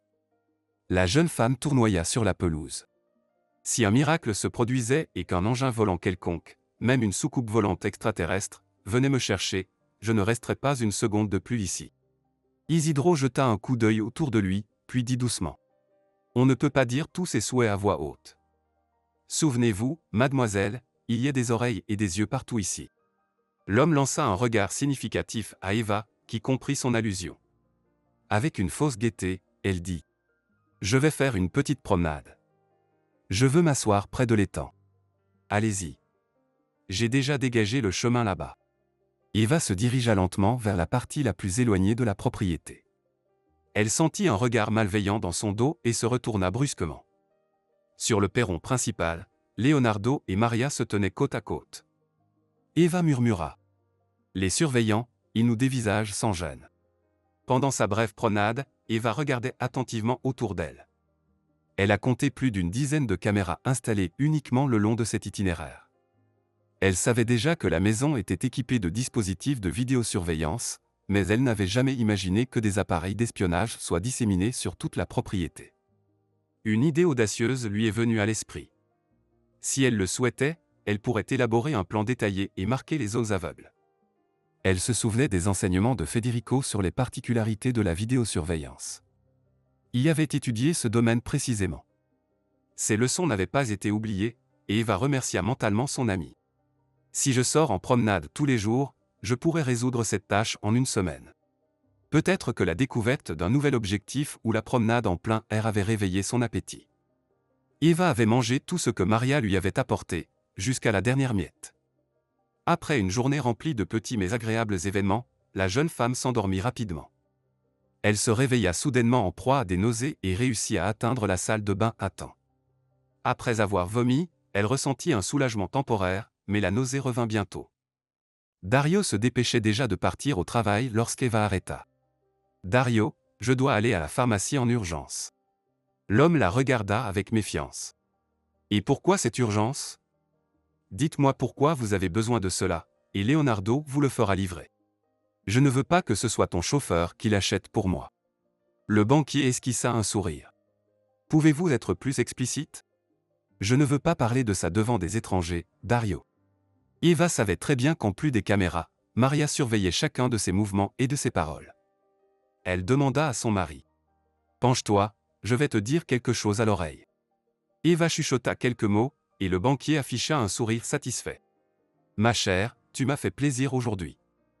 Je vais dire à Leonardo de te conduire où tu le souhaites. » Se souvenant de la surveillance de la femme de chambre, Eva prit son téléphone portable et se barricada dans la salle de bain. Elle avait utilisé cette astuce auparavant pour essayer de contacter Estla, mais son ami n'avait pas répondu. Cette fois, elle envoya rapidement un message court puis l'effaça immédiatement. Quelques minutes plus tard, elle se félicita pour sa prévoyance. Dans sa hâte, elle avait oublié son portefeuille et son téléphone portable. Elle ne s'en rendit compte que lorsque quitta la maison pour aller dehors. Eva surprit Maria en train de fouiller dans son téléphone. La femme de chambre fouillait dans son téléphone sans la moindre gêne. « Vous l'avez oublié. »« Je sais. »« Avez-vous trouvé quelque chose d'intéressant dans mon téléphone ?» La femme de chambre ne répondit pas. Pendant presque un mois, Eva n'avait pas quitté la ville et elle se réjouissait de retrouver des paysages familiers comme une enfant. À l'entrée de la ville, Leonardo demanda. « Dans quelle pharmacie souhaitez-vous aller ? Il y a une pharmacie en plein centre-ville, à côté d'un magasin de vêtements. J'aimerais jeter un coup d'œil à certaines choses pour la maison. Je n'ai aucune information sur le magasin. Le maître m'a seulement parlé de la pharmacie. Leonardo, pourquoi êtes-vous si entêté? Dario était pressé, et je n'ai pas eu l'occasion de lui demander. Je voulais économiser du carburant pour ne pas retourner en ville demain. Le maître décidera, alors je vais y aller. Eva descendit près de la pharmacie. Le garde resta dans la voiture. Le magasin était peu fréquenté, mais Eva repéra immédiatement Estla assise à une table avec une brochure en main. Elle fit la queue au comptoir des médicaments déjà préparés, puis s'assit sur un petit canapé de l'autre côté. Estla n'avait même pas regardé dans sa direction, alors Eva s'approcha un peu plus. Pour ne pas attirer l'attention des autres clients, elle chuchota. « Salut, ma copine. Merci d'être venue. Je ne pouvais pas rester indifférente à ton appel à l'aide. » Eva comprit ce que cela signifiait. « Estla, pardon. Je regrette de t'avoir offensé, toi et Federico. Il semble que je sois tellement embourbé que je ne pourrais pas m'en sortir sans aide extérieure. » Estla, sans relever la tête, dit. « J'ai vu ton escorte. Il a l'air d'un limier. Estla, mon mari me garde comme dans une cage. Il y a des caméras partout, et la femme de ménage me suit partout. Federico et moi allons trouver une solution. » La femme devant qui Eva faisait la queue venait de payer ses achats, et Eva se précipita vers le comptoir. À ce moment-là, Leonardo entra dans la pharmacie, mais Estla était déjà de l'autre côté de la salle. Eva rentrait chez elle pour la première fois en plusieurs mois, se sentant sereine. Elle prit place à l'arrière de la voiture et remarqua presque immédiatement une voiture sombre qui les suivait à une courte distance. Un éclair électrique traversa son esprit. Le père de Federico avait une voiture identique. Cela signifiait qu'Estla disait la vérité et que de l'aide était très proche. Federico était satisfait des résultats de sa surveillance. Ce matin, lorsqu'il installait son poste d'observation dans la forêt, il n'espérait même pas autant de chance. Plein d'enthousiasme, il rentra chez lui, espérant poursuivre la surveillance de la maison de González le lendemain. Après avoir appris la grossesse de sa jeune épouse, Dario a radicalement changé son attitude envers elle. Il est devenu plus attentionné et a immédiatement levé certaines des restrictions qui pesaient sur elle. Mais la plus grande réalisation était qu'il lui avait permis de sortir de la maison à tout moment. Eva a décidé d'utiliser cet assouplissement de son régime de manière intelligente. Plusieurs fois par jour, elle sortait se promener et avait eu l'occasion d'explorer en détail les coins les plus éloignés. Au début, ses surveillants la suivaient de près, mais ensuite ils ont laissé le processus suivre son cours. Eva a également remarqué qu'Isidro la surveillait. Un jour, elle a osé lui parler ouvertement. « Mon mari vous a-t-il également ordonné de me surveiller? Dieu nous en préserve, je ne descendrai jamais si bas. Je vous plains vraiment. Vous êtes si jeune et vous êtes tombé en enfer. » Eva était sur ses gardes. Que voulez-vous dire? Vous devriez y regarder de plus près, alors vous comprendrez tout. Au loin, des pas se faisaient entendre, et Isidro, en regardant autour de lui, s'est précipité pour vaquer à ses occupations. Sur les conseils du vieux jardinier, Eva est devenue elle-même enquêtrice. Elle s'est mise à écouter les conversations entre son mari et les invités fréquents de leur maison, et un jour, elle a entendu une phrase prononcée par l'associé de son mari, Luca. « Dario, j'ai transféré de l'argent pour la dernière livraison, mais le fournisseur a augmenté les prix. Et il y a de plus en plus de problèmes avec le transport. Luca, tu sais comment persuader. Pour l'instant, je n'ai pas d'argent disponible, et je ne peux pas en retirer de la banque. Dario, trouvez quelque chose. Vous savez comment trouver une issue, même dans les situations les plus désespérées. J'ai déjà trouvé cette solution, mais il faut attendre un peu. Combien de temps? Environ 7 mois. C'est long. Le patron a menacé de chercher un autre canal de distribution. Dis-lui que l'argent sera là. Il le sera, c'est sûr. D'accord, je vais essayer de le convaincre. Les hommes discutaient encore de quelque chose, mais Eva se dépêcha de partir pour éviter que son mari ne la surprenne sur les lieux du crime. Tout au long de la soirée, elle essaya de comprendre ce que Dario lui cachait si soigneusement. Quelques jours après avoir entendu une conversation qu'elle n'aurait pas due, Eva eut à nouveau besoin de se rendre en ville.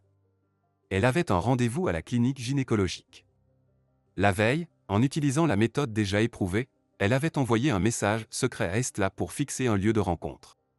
Cependant, Lorsqu'elle arriva au premier étage de l'établissement médical, son ami n'était pas là, ce qui la déçut. Elle consulta le médecin, puis se dirigea vers le laboratoire pour faire des analyses. Le laboratoire était situé dans un autre bâtiment, et pour y accéder, il fallait traverser un long couloir. Pendant un moment, Eva ne fit pas attention à la femme qui la suivait à distance. Ce n'est que lorsque sa voix familière retentit. « Eh bien, madame, pourriez-vous ralentir un peu ?» Eva comprit qu'Estla la poursuivait. « Je ne veux pas rencontrer ton garde du corps. Il est là près de la réception. Je me demande s'il a réussi à se faufiler dans le bureau du gynécologue et s'il se cache toujours derrière le fauteuil. » Les deux femmes se mirent à rire. Eva complimenta son ami. « Leonardo ressemble vraiment à un chien bien nourri. » « Eva, ne perdons pas de temps. Raconte-moi les nouvelles. » « Rien de spécial n'a changé, sauf que j'ai entendu une conversation par hasard. Tu sais, seulement maintenant je me rends compte que j'ai été étonné. Mon mari a l'habitude de donner des ordres à tout le monde. Mais quand Lucas, son supposé associé, arrive à la maison, Dario devient subitement docile. Il essaie de plaire à Lucas. Dommage qu'il n'y ait pas de photos. Je vais essayer d'en obtenir. Lucas vient souvent chez nous. Je vais le prendre en photo et te l'envoyer. Sois prudente, surtout dans ta situation, tu ne devrais pas jouer à la détective. Je vais essayer de ne pas prendre de risques. Et transmets mes salutations à Federico. Dis-lui que ces leçons m'ont beaucoup aidé. Intéressant, quelles leçons? Je te raconterai plus tard, quand tout sera fini. Eva fut une fois de plus impressionnée par l'ingéniosité de son amie. Après avoir fait ses analyses, elle retourna à la réception. Leonardo était visiblement agité, parcourant les couloirs et scrutant les visages des visiteurs. Avec un plaisir non dissimulé, elle l'interpella. « Leonardo, combien de temps vais-je encore devoir vous attendre ?» L'homme est resté figé sur place, puis a bafouillé. « Comment je ne vous ai pas remarqué ?» Elle avait très envie de lui dire qu'il perdait son flair, mais elle savait qu'il valait mieux ne pas contrarier cet homme désagréable. Cependant, l'envie de causer le plus d'ennuis possible à Gomez était tellement forte qu'Eva trouvait presque tous les jours une excuse pour un nouveau voyage en ville. Dario ne pouvait pas refuser à sa femme, car il se souciait de son bien-être émotionnel. Pendant cette période, une autre particularité est apparue. Chaque jour, une voiture sombre les suivait. Eva a pensé qu'il valait mieux avertir Federico pour éviter de prendre des risques inutiles. Après tout, Leonardo pourrait remarquer la filature, et alors les trois se retrouveraient dans de beaux draps. Le soir, elle envoya un court message à son ami, mais elle faillit avoir des ennuis. Totalement absorbée par son jeu de détective, elle n'avait pas remarqué l'arrivée de Maria. « À qui écrivez-vous » demanda Maria. Eva ne perdit pas son sang-froid et répondit immédiatement. « À la mère. J'espère avoir le droit de le faire, n'est-ce pas ?» La gouvernante se troubla, ses yeux cherchant un point d'appui. Eva décida de la taquiner un peu. « Maria, pourquoi fouinez-vous partout? Avez-vous installé une caméra dans les toilettes pour surveiller la régularité de mes visites ?» La gouvernante s'empressa de quitter la chambre. Enfin, Eva put souffler. Elle regarda l'angle de la pièce où brillait l'œil de la caméra de surveillance et lui tira la langue. Eva avait anticipé tous les risques et avait conclu que la salle de bain était la pièce la plus sûre de la maison. Depuis plusieurs jours, elle s'y enfermait pour travailler sur le plan du terrain. Elle avait découvert ses talents en dessin à l'école, et ce processus se passait de manière productive. Cependant, au lieu de papier, elle devait utiliser une serviette en tissu, ce qui compliquait un peu son travail. Après avoir travaillé pendant une demi-heure sur son projet, Eva cacha la serviette. Il ne lui restait plus beaucoup de travail à faire. La jeune femme n'avait pas encore eu le temps d'examiner une petite parcelle de terrain tout près de la forêt. Après le petit déjeuner, elle décida d'y aller, mais Isidro s'y opposa soudainement. « Il ne faut pas que vous alliez là-bas. » Eva fut surprise. « Pourquoi ? Qu'est-ce qu'il y a là-bas que je ne suis pas censé voir ?» Le jardinier la regarda avec un regard déjà familier, mais il resta silencieux. Il se dirigea vers la tonnelle et Eva le suivit précipitamment. « Isidro, vous n'avez pas répondu à ma question, dit-elle. » L'homme soupira et essuya la sueur de son visage avec sa casquette. Comme dans un film américain. « Je suis fatigué de me cacher des caméras, dit-il avec un rire amer. Quand j'ai accepté ce travail, je n'imaginais pas que j'allais me retrouver dans un régime militaire. Monsieur Gonzalez a le pouvoir sur tout le monde. Il s'améliore un peu quand ce monsieur Noir vient le voir. Eva lui suggéra. Lucas? Probablement lui. Je ne peux pas me souvenir des noms de tous les amis du propriétaire. Maintenant, c'est devenu un peu plus calme, sinon les portes n'étaient jamais fermées jusqu'à ce que vous arriviez. Le jardinier jeta un coup d'œil par habitude et dit très doucement. Ne m'en veuillez pas de ne pas vous avoir laissé entrer. Il y a beaucoup de neige là-bas, ce qui signifie qu'il y aura des traces. Demain, je vous organiserai une visite de la porte secrète. Isidro, vous saviez, et vous ne m'avez rien dit plus tôt. Je ne vous en ai pas parlé parce que je ne savais pas ce que vous aviez en tête. J'utilise à peine cette entrée moi-même, car je veux préserver mon secret. Après tout, le maître ne sait rien de cette porte. Et vous pourriez en avoir besoin bientôt. Le soir, Maria a dû partir précipitamment. Eva, j'espère que vous vous débrouillerez sans moi, sinon j'ai des ennuis à la maison, mon père est malade. Il est très âgé. Ne vous inquiétez pas, Maria. Allez-y, gérez vos affaires en toute tranquillité. Je promets que je ne vais nulle part avant votre retour. Au cours de ces mois, la femme de chambre a quitté pour la première fois la propriété Gonzalez. Eva a été surprise de voir la femme de chambre prendre le volant d'une voiture de luxe. Après le départ de Maria, la jeune femme décida de se promener. Isidro l'attendait déjà près de la tonnelle. Allons-y. Tant qu'il n'y a personne, je vais vous montrer les sentiers secrets. Ils marchèrent pendant environ 15 minutes jusqu'à ce qu'ils atteignent une haute clôture. Eva remarqua avec étonnement. Je n'avais aucune idée que la propriété de mon mari était aussi immense. Le jardinier expliqua. Cet endroit a été choisi par feu Marcos lui-même. À cette époque troublée, on pouvait acheter n'importe quelle forêt tant que l'on avait de l'argent. En plus de cette maison, il possédait de nombreuses propriétés à l'étranger et même son propre avion. Je suppose que l'héritier gère tout maintenant. Isidro s'arrêta. Voici la porte. La jeune femme ne remarqua pas immédiatement une petite porte au milieu de la clôture en fer. Elle essaya de l'ouvrir, et le jardinier éclata de rire. Sans la clé, ça ne marchera pas. L'homme sortit un trousseau de clés de sa poche. La porte grinça en s'ouvrant, dévoilant un magnifique paysage hivernal de la forêt. Eva s'émerveilla. C'est tellement beau. Oui, c'est magnifique. L'homme voulut remettre le trousseau de clés dans sa poche, puis changea d'avis. Il détacha une clé. C'est une copie. J'ai ma propre clé. Gardez-la, on ne sait jamais, elle pourrait vous être utile. À partir d'ici, c'est à environ 2 kilomètres de la route. Merci, Isidro. De rien. J'espère vraiment qu'il n'y aura jamais de situation où vous aurez à utiliser cette clé. Vous êtes une bonne personne, gentille. Le vieil homme se hâta de partir et bientôt disparut de la vue d'Eva. La jeune femme eut à peine le temps de remonter sur le porche que plusieurs voitures arrivaient à la maison. Dario accueillit chaleureusement les invités. Eva, veille à ce que nos invités soient à l'aise. D'accord, Dario, mais aujourd'hui Maria ne sera pas là. Chérie, je suis au courant, il m'a demandé une permission ce matin pour 2 jours. J'espère que ça ne te dérange pas de préparer à table. Bien sûr. La femme s'efforça de s'acquitter rapidement de ses devoirs d'hôtesse accueillante, car elle sentait constamment le regard hostile de Lucas. L'homme la remercia. Merci Eva, tu peux te reposer, nous allons rester ici un peu. Dario, si vous avez besoin de mon aide. Ne t'inquiète pas, nous nous en sortirons seuls. Jusqu'à tard dans la nuit, les hommes discutèrent de leurs affaires. Ils parlaient fort, mais la jeune femme ne pouvait pas entendre de quoi il s'agissait. Cependant, elle réussit à prendre une photo de Lucas alors que les invités sortaient pour fumer. Il faisait encore un peu jour à ce moment-là, ce qui permit d'obtenir une photo nette. Eva était très fatiguée et ne s'était pas rendue compte qu'elle s'était endormie. Mais même dans son sommeil, elle entendait des voix masculines, puis soudainement tout se taisait. Ce silence inquiétant la poussa à sortir du lit. Elle enfila son peignoir et descendit. Personne ne se trouvait dans le salon à la table. Le froid se faisait sentir par les portes. Eva murmura doucement. Est-ce si difficile de fermer les portes?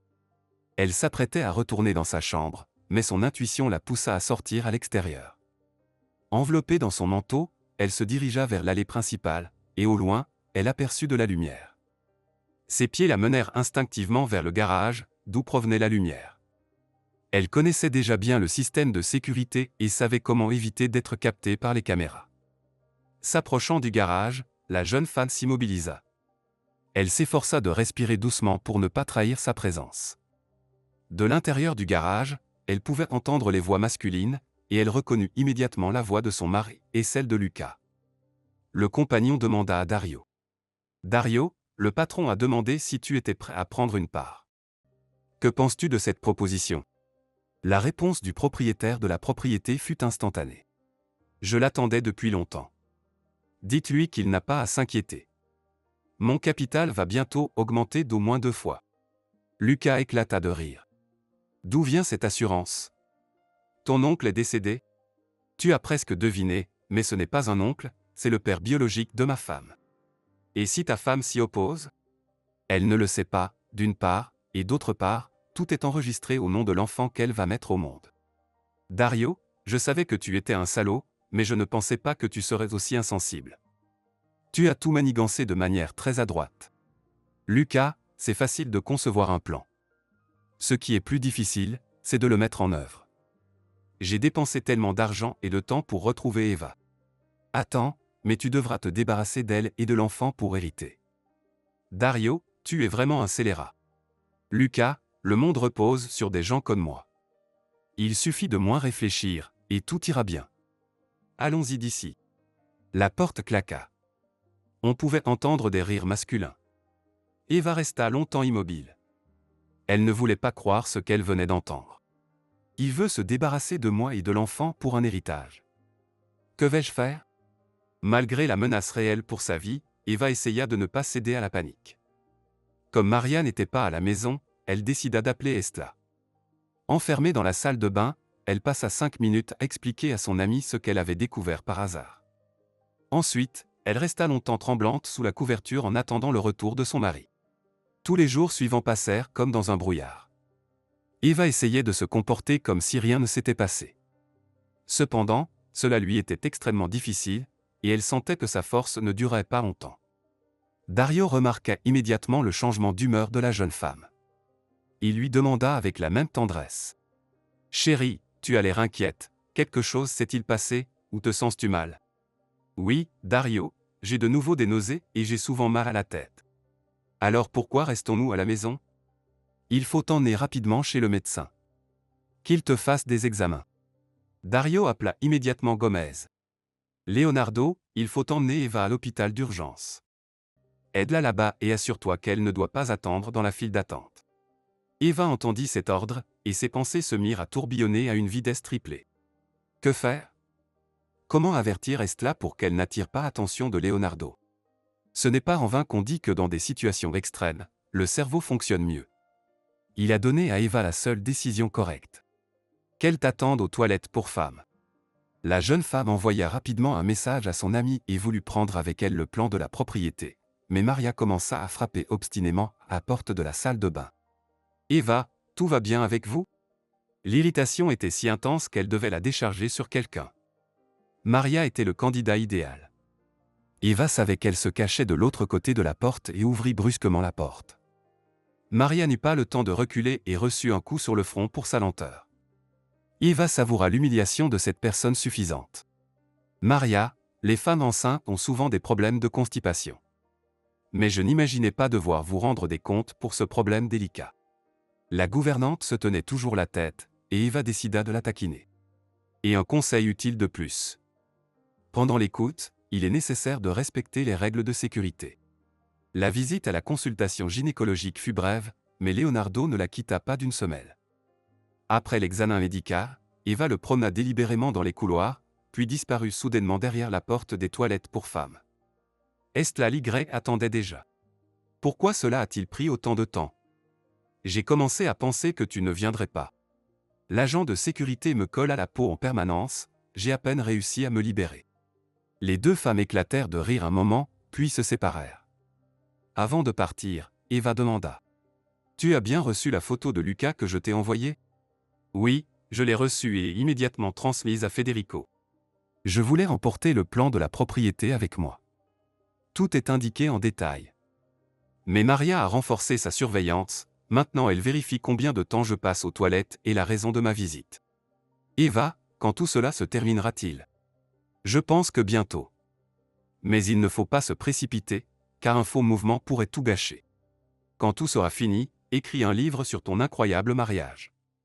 Je suis sûr que ce serait un best-seller. Il vaut mieux ne pas le souhaiter. Oh, j'ai failli oublier. Préviens maman que demain, c'est son anniversaire. Estla écarquilla les yeux. Rose est censée être née en mai, non? Eva regarda expressivement son amie. Mon mari ne connaît pas ce détail de la biographie de ma mère. Je vais demander à Leonardo d'acheter des fleurs et de cacher le plan de la propriété dans le bouquet. Eva, dépêche-toi. Ce que tu m'as raconté m'a donné la chair de poule. C'est comme un véritable thriller. Je n'aurais jamais pensé devenir moi-même impliqué dans une telle aventure dangereuse. Ne t'inquiète pas, je suis en sécurité jusqu'à la naissance du bébé. La future mère prononça ces mots avec tant d'assurance, sans se douter que son mari avait déjà préparé une nouvelle surprise pour elle. Lorsqu'Eva revint de sa consultation gynécologique, Dario déclara : « Ma chérie, tu ne prends pas assez soin de toi. Tout cela a un impact sur la santé de notre petit. J'ai réfléchi et je pense que tu devrais passer un certain temps à la clinique. Là-bas, tu seras sous la surveillance des meilleurs médecins et tu ne te tracasseras pas pour des broutilles. Dario, mais je vais bien. Le médecin a dit qu'il n'y avait aucune raison de s'inquiéter. L'homme regarda sévèrement sa femme. Tu vois, tu t'inquiètes. Nous reviendrons sur cette question plus tard. La clinique avec laquelle j'ai arrangé les choses n'a pas de place disponible pour le moment, mais je te conseille de te préparer mentalement à l'idée. D'accord, Dario. J'essaierai. Dis-moi, puis-je rencontrer maman devant la clinique avec ma mère? Demain, c'est son anniversaire. Bonne nouvelle. Bien sûr, que Rose vienne. J'enverrai Maria acheter un beau gâteau. Eva plissa les lèvres d'un air capricieux. Dario, pas de gâteau, s'il te plaît. J'ai déjà pris tellement de poids. Le gâteau n'est pas pour toi, c'est pour maman. Et comment vais-je résister? Demande plutôt à Leonardo d'acheter des fleurs à maman. Elle aime les lys. Cette conversation se déroulait dans le bureau de Dario, et le banquier fit asseoir immédiatement sa femme dans un fauteuil.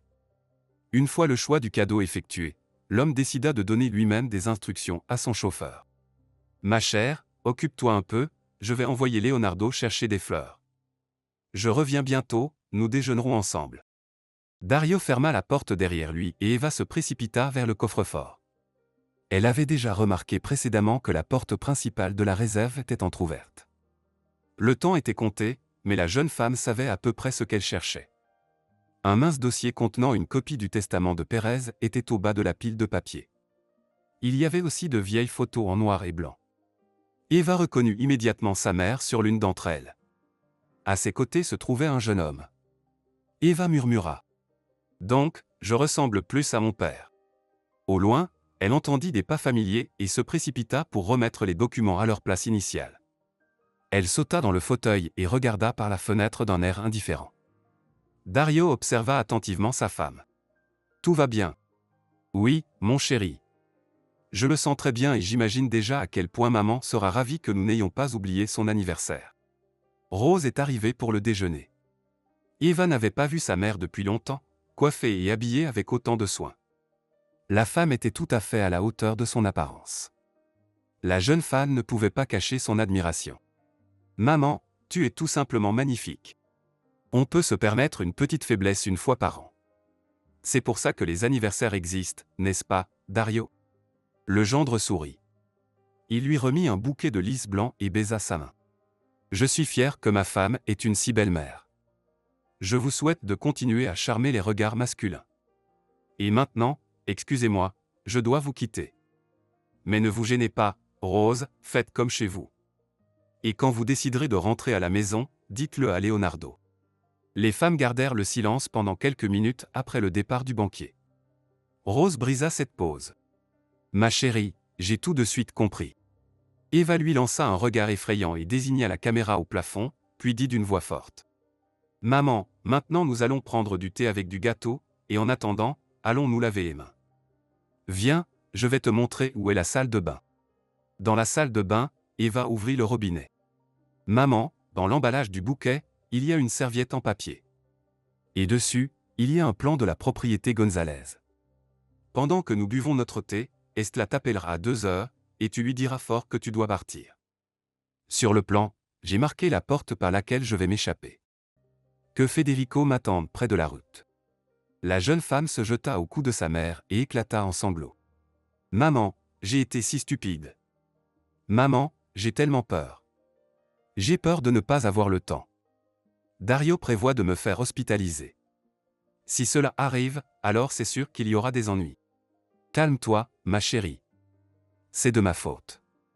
J'aurais dû te parler de ton père plus tôt. Mais j'en avais honte. Bon, nous aurons encore le temps de parler. Ne tarde pas, essaie de quitter cette maison effrayante le plus tôt possible. Oui, maman.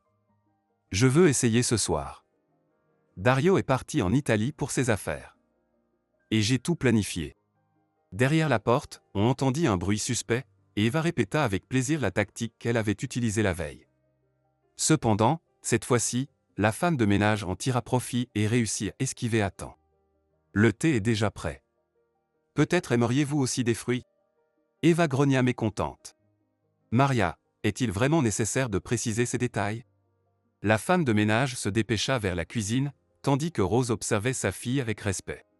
Pendant près d'une heure, mère et fille discutèrent de sujets insignifiants. Ils parlaient délibérément fort pour tromper la vigilance des observateurs. Lorsque Leonardo arriva à l'heure convenue, Rose saisit son bouquet cadeau et se précipita vers la voiture. Eva sortit pour accompagner sa mère. La voiture quitta lentement le parking, et la jeune femme la regarda s'éloigner. « Maman, à bientôt. » Maria regarda Eva et esquissa un sourire. Elle savait très bien que cette rencontre n'aurait probablement pas lieu. En partant pour l'Italie, le propriétaire lui avait donné une mission spéciale qu'elle devait accomplir. Et cette mission était exactement ce que Maria aimait. Ne pas quitter Eva des yeux et signaler immédiatement tout ce qui paraissait suspect. Dario savait qu'il ne restait que 2 mois avant l'accouchement. Beaucoup était en jeu, et il n'avait pas l'intention de perdre ce qu'il considérait déjà comme acquis. Il réfléchissait souvent au fait que l'oncle Felipe s'était joué à lui-même. Comment aurait-il pu imaginer que son caprice concernant l'héritage réservé uniquement à son petit-fils se retournerait contre lui et que tout son argent irait aux Gonzalez? À son fils, qu'il avait d'abord dépouillé, puis envoyé de l'autre côté. Maria faisait de son mieux. Elle ne supportait pas le propriétaire, mais il la payait très bien. Elle ne supportait pas Eva non plus, bien plus que le propriétaire. En fait, si on mettait la main sur le cœur, Maria ne supportait personne. Elle pensait que tout le monde méritait d'être puni. Eva savait que son mari pourrait rentrer à la maison dès qu'il aurait terminé ses affaires. Ou peut-être resterait-il. Dans tous les cas, il ne reviendrait pas avant minuit. Il ne fallait pas manquer cette occasion. Eva comprenait que cela n'était pas normal, et elle était prête à dormir devant sa porte si nécessaire, tant qu'elle pouvait rapporter chaque mouvement à son mari. Il ne fallait pas tarder. Dario serait de retour demain, et il l'enverrait à la clinique. Elle y resterait jusqu'à l'accouchement, et ensuite, il y avait de fortes chances qu'elle meure en accouchant. Enfin, tout le monde penserait qu'elle était morte pour cette raison. Eva se préparait à dormir. Maria surveillait attentivement tout ce qu'elle faisait. « Je vais prendre l'air. C'est bon pour dormir. » La femme de ménage fronça les sourcils mais commença aussi à se préparer. « Maria, où allez-vous? Où pensez-vous que je ne peux pas me débrouiller seule? » La femme de ménage ne répondit pas. Il faisait déjà très froid dehors. Eva aperçut Isidro au loin. Il déneigeait les allées. Elle s'approcha de lui, suivie par la femme de ménage. La jeune femme savait très bien que Maria écouterait chaque mot, alors elle parla très fort. « Isidro, est-ce que vous prenez jamais une pause? » Il jeta un coup d'œil rapide à Maria, qui s'était arrêtée non loin de là, et répondit également à voix haute. « Ils annoncent de la neige cette nuit. Alors j'ai décidé de nettoyer maintenant pour éviter que tout ne soit recouvert. Aidez-moi à distraire Maria pendant quelques minutes. » Dans 1 heure. Elle était convaincue qu'Isidro avait bien compris, puis elle ajouta avec entrain. « C'est dommage que je ne puisse pas vous aider. J'aurais aussi nettoyé les allées. » La femme de ménage marmonna et se dirigea vers la maison. Elle marchait lentement comme si elle se promenait, tout en se retournant constamment pour surveiller Eva. Cependant, la jeune femme avait dit l'essentiel. Environ 1 heure plus tard, un bruit retentit dehors. Eva et Maria se précipitèrent à l'extérieur en même temps. La femme de ménage se tourna vers elle. « Retournez immédiatement à la maison, je vais voir ce qui se passe. » Eva fit semblant d'être contrariée et dit. Mais je veux aussi voir. Retournez à la maison, sinon j'appellerai Dario. Eva partit à contre-séhur dans la direction de la maison. Dès que la femme de ménage tourna le coin de la rue, Eva se mit à courir le long des sentiers. Elle savait exactement où passer pour échapper aux caméras. Un tour de clé. Eva se retourna et verrouilla immédiatement la porte. Il n'y avait aucune trace à l'intérieur car Isidro venait de déneiger le chemin avec sa pelle. Et derrière la porte. Il y avait un peu de temps avant qu'il ne s'en rende compte. Maria est rentrée à la maison 10 minutes plus tard. Eva n'était nulle part. Elle avait d'abord cherché à pied, puis en courant, mais elle était introuvable. Maria a attrapé son téléphone. Elle a disparu, je ne la trouve nulle part. Je suis tout prêt. Où devez-vous chercher, dans quelle direction? Il a attrapé son ordinateur portable qu'il emportait toujours avec lui pour pouvoir surveiller ce que faisait sa femme à tout moment. Il a cherché et cherché jusqu'à ce qu'il aperçoive brièvement le bord du manteau d'Eva sur l'une des caméras. Il a immédiatement dit à Leonardo. Nous devons aller vers la forêt. Elle est passée par la porte arrière. Mais où pourrait-elle aller? C'est loin de la route. Écoute, si elle attrape froid et que le bébé ne naît pas, ce sera très grave. Alors, accélère. Mais Leonardo conduisait prudemment. D'abord, il y avait de la neige, ce qui réduisait la visibilité. Ensuite, la route était verglacée, recouverte de neige fondante. Enfin, il était convaincu qu'Eva, enceinte et vulnérable, ne pouvait pas aller bien loin. Dario lui a hurlé plusieurs fois dessus, puis a dit « Arrête-toi. Tu reprendras des leçons de conduite demain. Laisse, je vais prendre le volant. » Leonardo s'est assis sur le siège passager et s'est attaché. À cet instant précis, il savait parfaitement qu'il ne devait pas défier le maître. Il roulait à travers une épaisse couche de neige. Leonardo aurait aimé fermer les yeux, car il avait peur.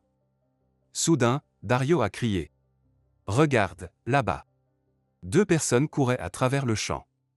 Eva et un homme inconnu. Ils étaient à environ 15 mètres de la voiture de Dario, mais à près d'1 kilomètre de Leonardo, car la route faisait un grand détour autour d'un grand étang. Ils étaient du côté opposé de la route, tandis qu'Eva et son compagnon étaient du côté où se trouvait la voiture. Une voiture inconnue était garée sur la route, et ils ne l'avaient pas remarquée. Federico a accéléré. Eva pleurait et disait « Ils vont nous attraper. Nous sommes perdus. Federico, je t'en prie, sauve-nous. Moi et le bébé. » Federico ne disait rien. Il conduisait avec assurance. Il connaissait bien cette route, l'ayant parcourue de long en large, et il savait comment contourner les obstacles. Sa voiture était beaucoup plus légère, ce qui signifiait qu'il pourrait passer là où un gros tout-terrain ne pourrait pas. Mais Federico se trompait. La grande voiture noire les a facilement rattrapés.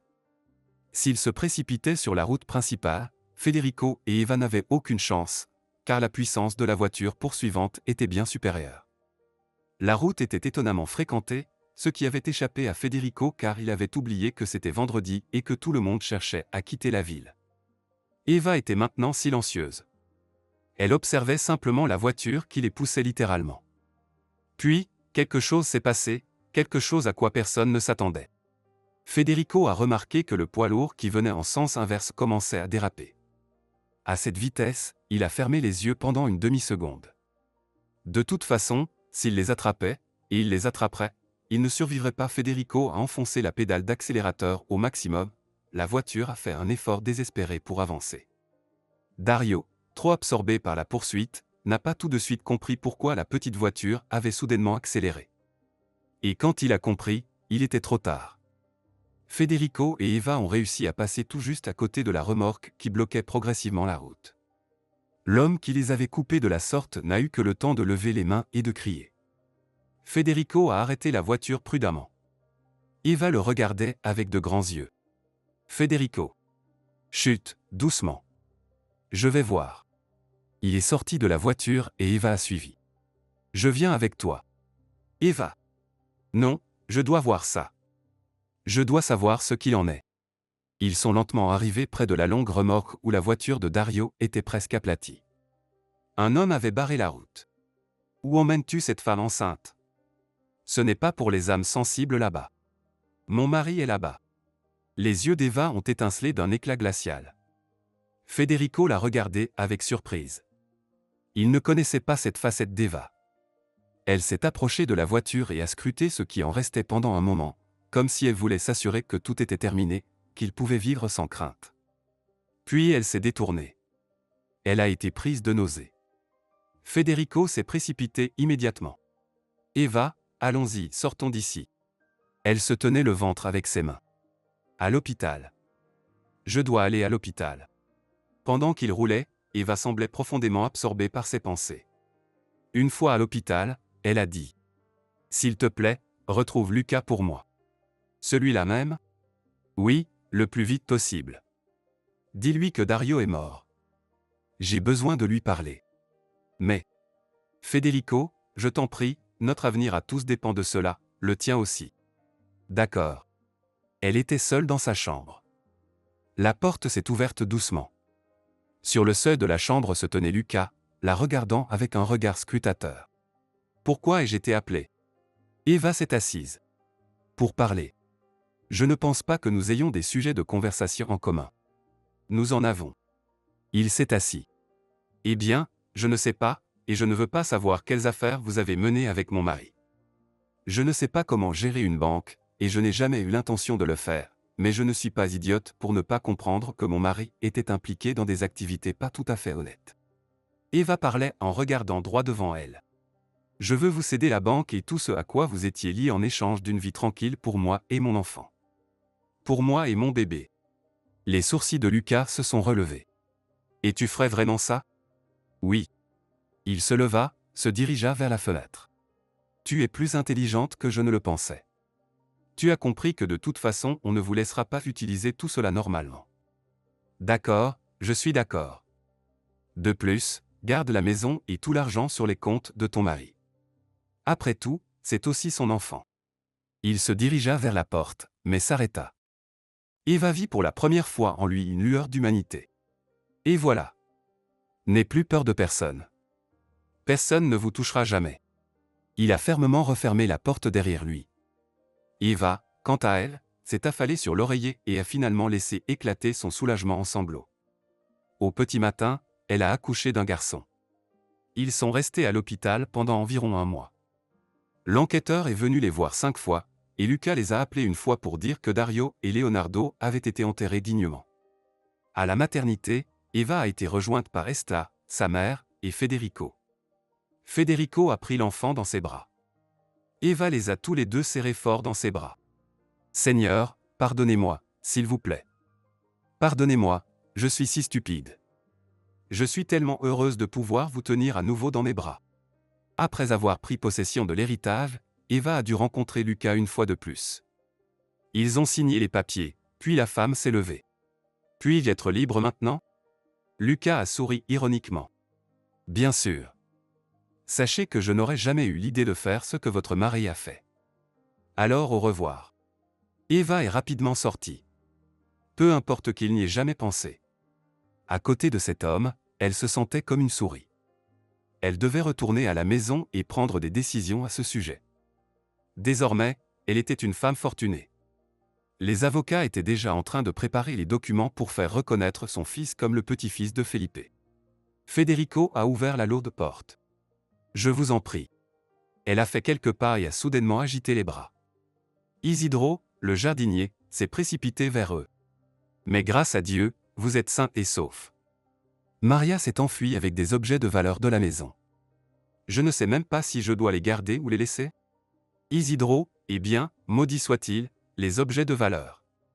L'essentiel, c'est que tout le monde soit en vie. Il a failli éclater en larmes, mais il a quand même demandé. Et qu'advient-il maintenant de la maison ?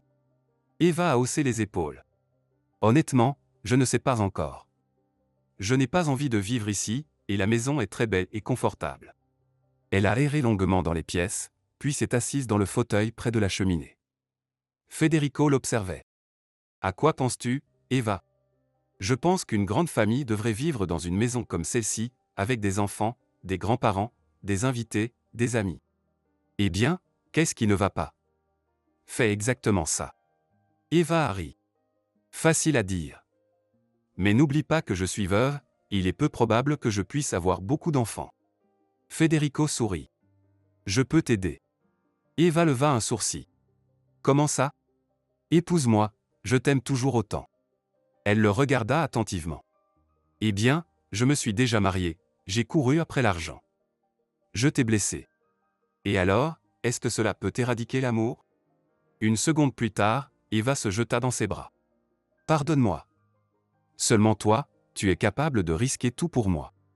Il a fallu attendre une année entière pour ne pas susciter trop d'intérêt chez les gens, puis seulement se marier. Cette fois, maman et Estla ont dit, il y aura un mariage, et il y en a vraiment eu un. L'invité d'honneur était Isidro. Même Lucas a envoyé un bouquet. Eva, heureuse et belle, se tenait aux côtés de Federico, se disant qu'il ne fallait pas essayer de tromper le destin, il vous pince le nez et fait tout comme prévu. Apparemment, Federico était sa destinée depuis le début, elle ne l'avait simplement pas remarqué. La femme regarda maintenant son mari avec amour. Federico. Il se retourna immédiatement. Oui. Je t'aime. L'homme s'immobilisa, puis la serra contre lui. Je pensais vraiment ne jamais entendre ces mots. Eva éclata de rire. Tu sais, je viens de réaliser que ces mots ont toujours été en moi. Je ne pouvais tout simplement pas les dire pour une raison quelconque.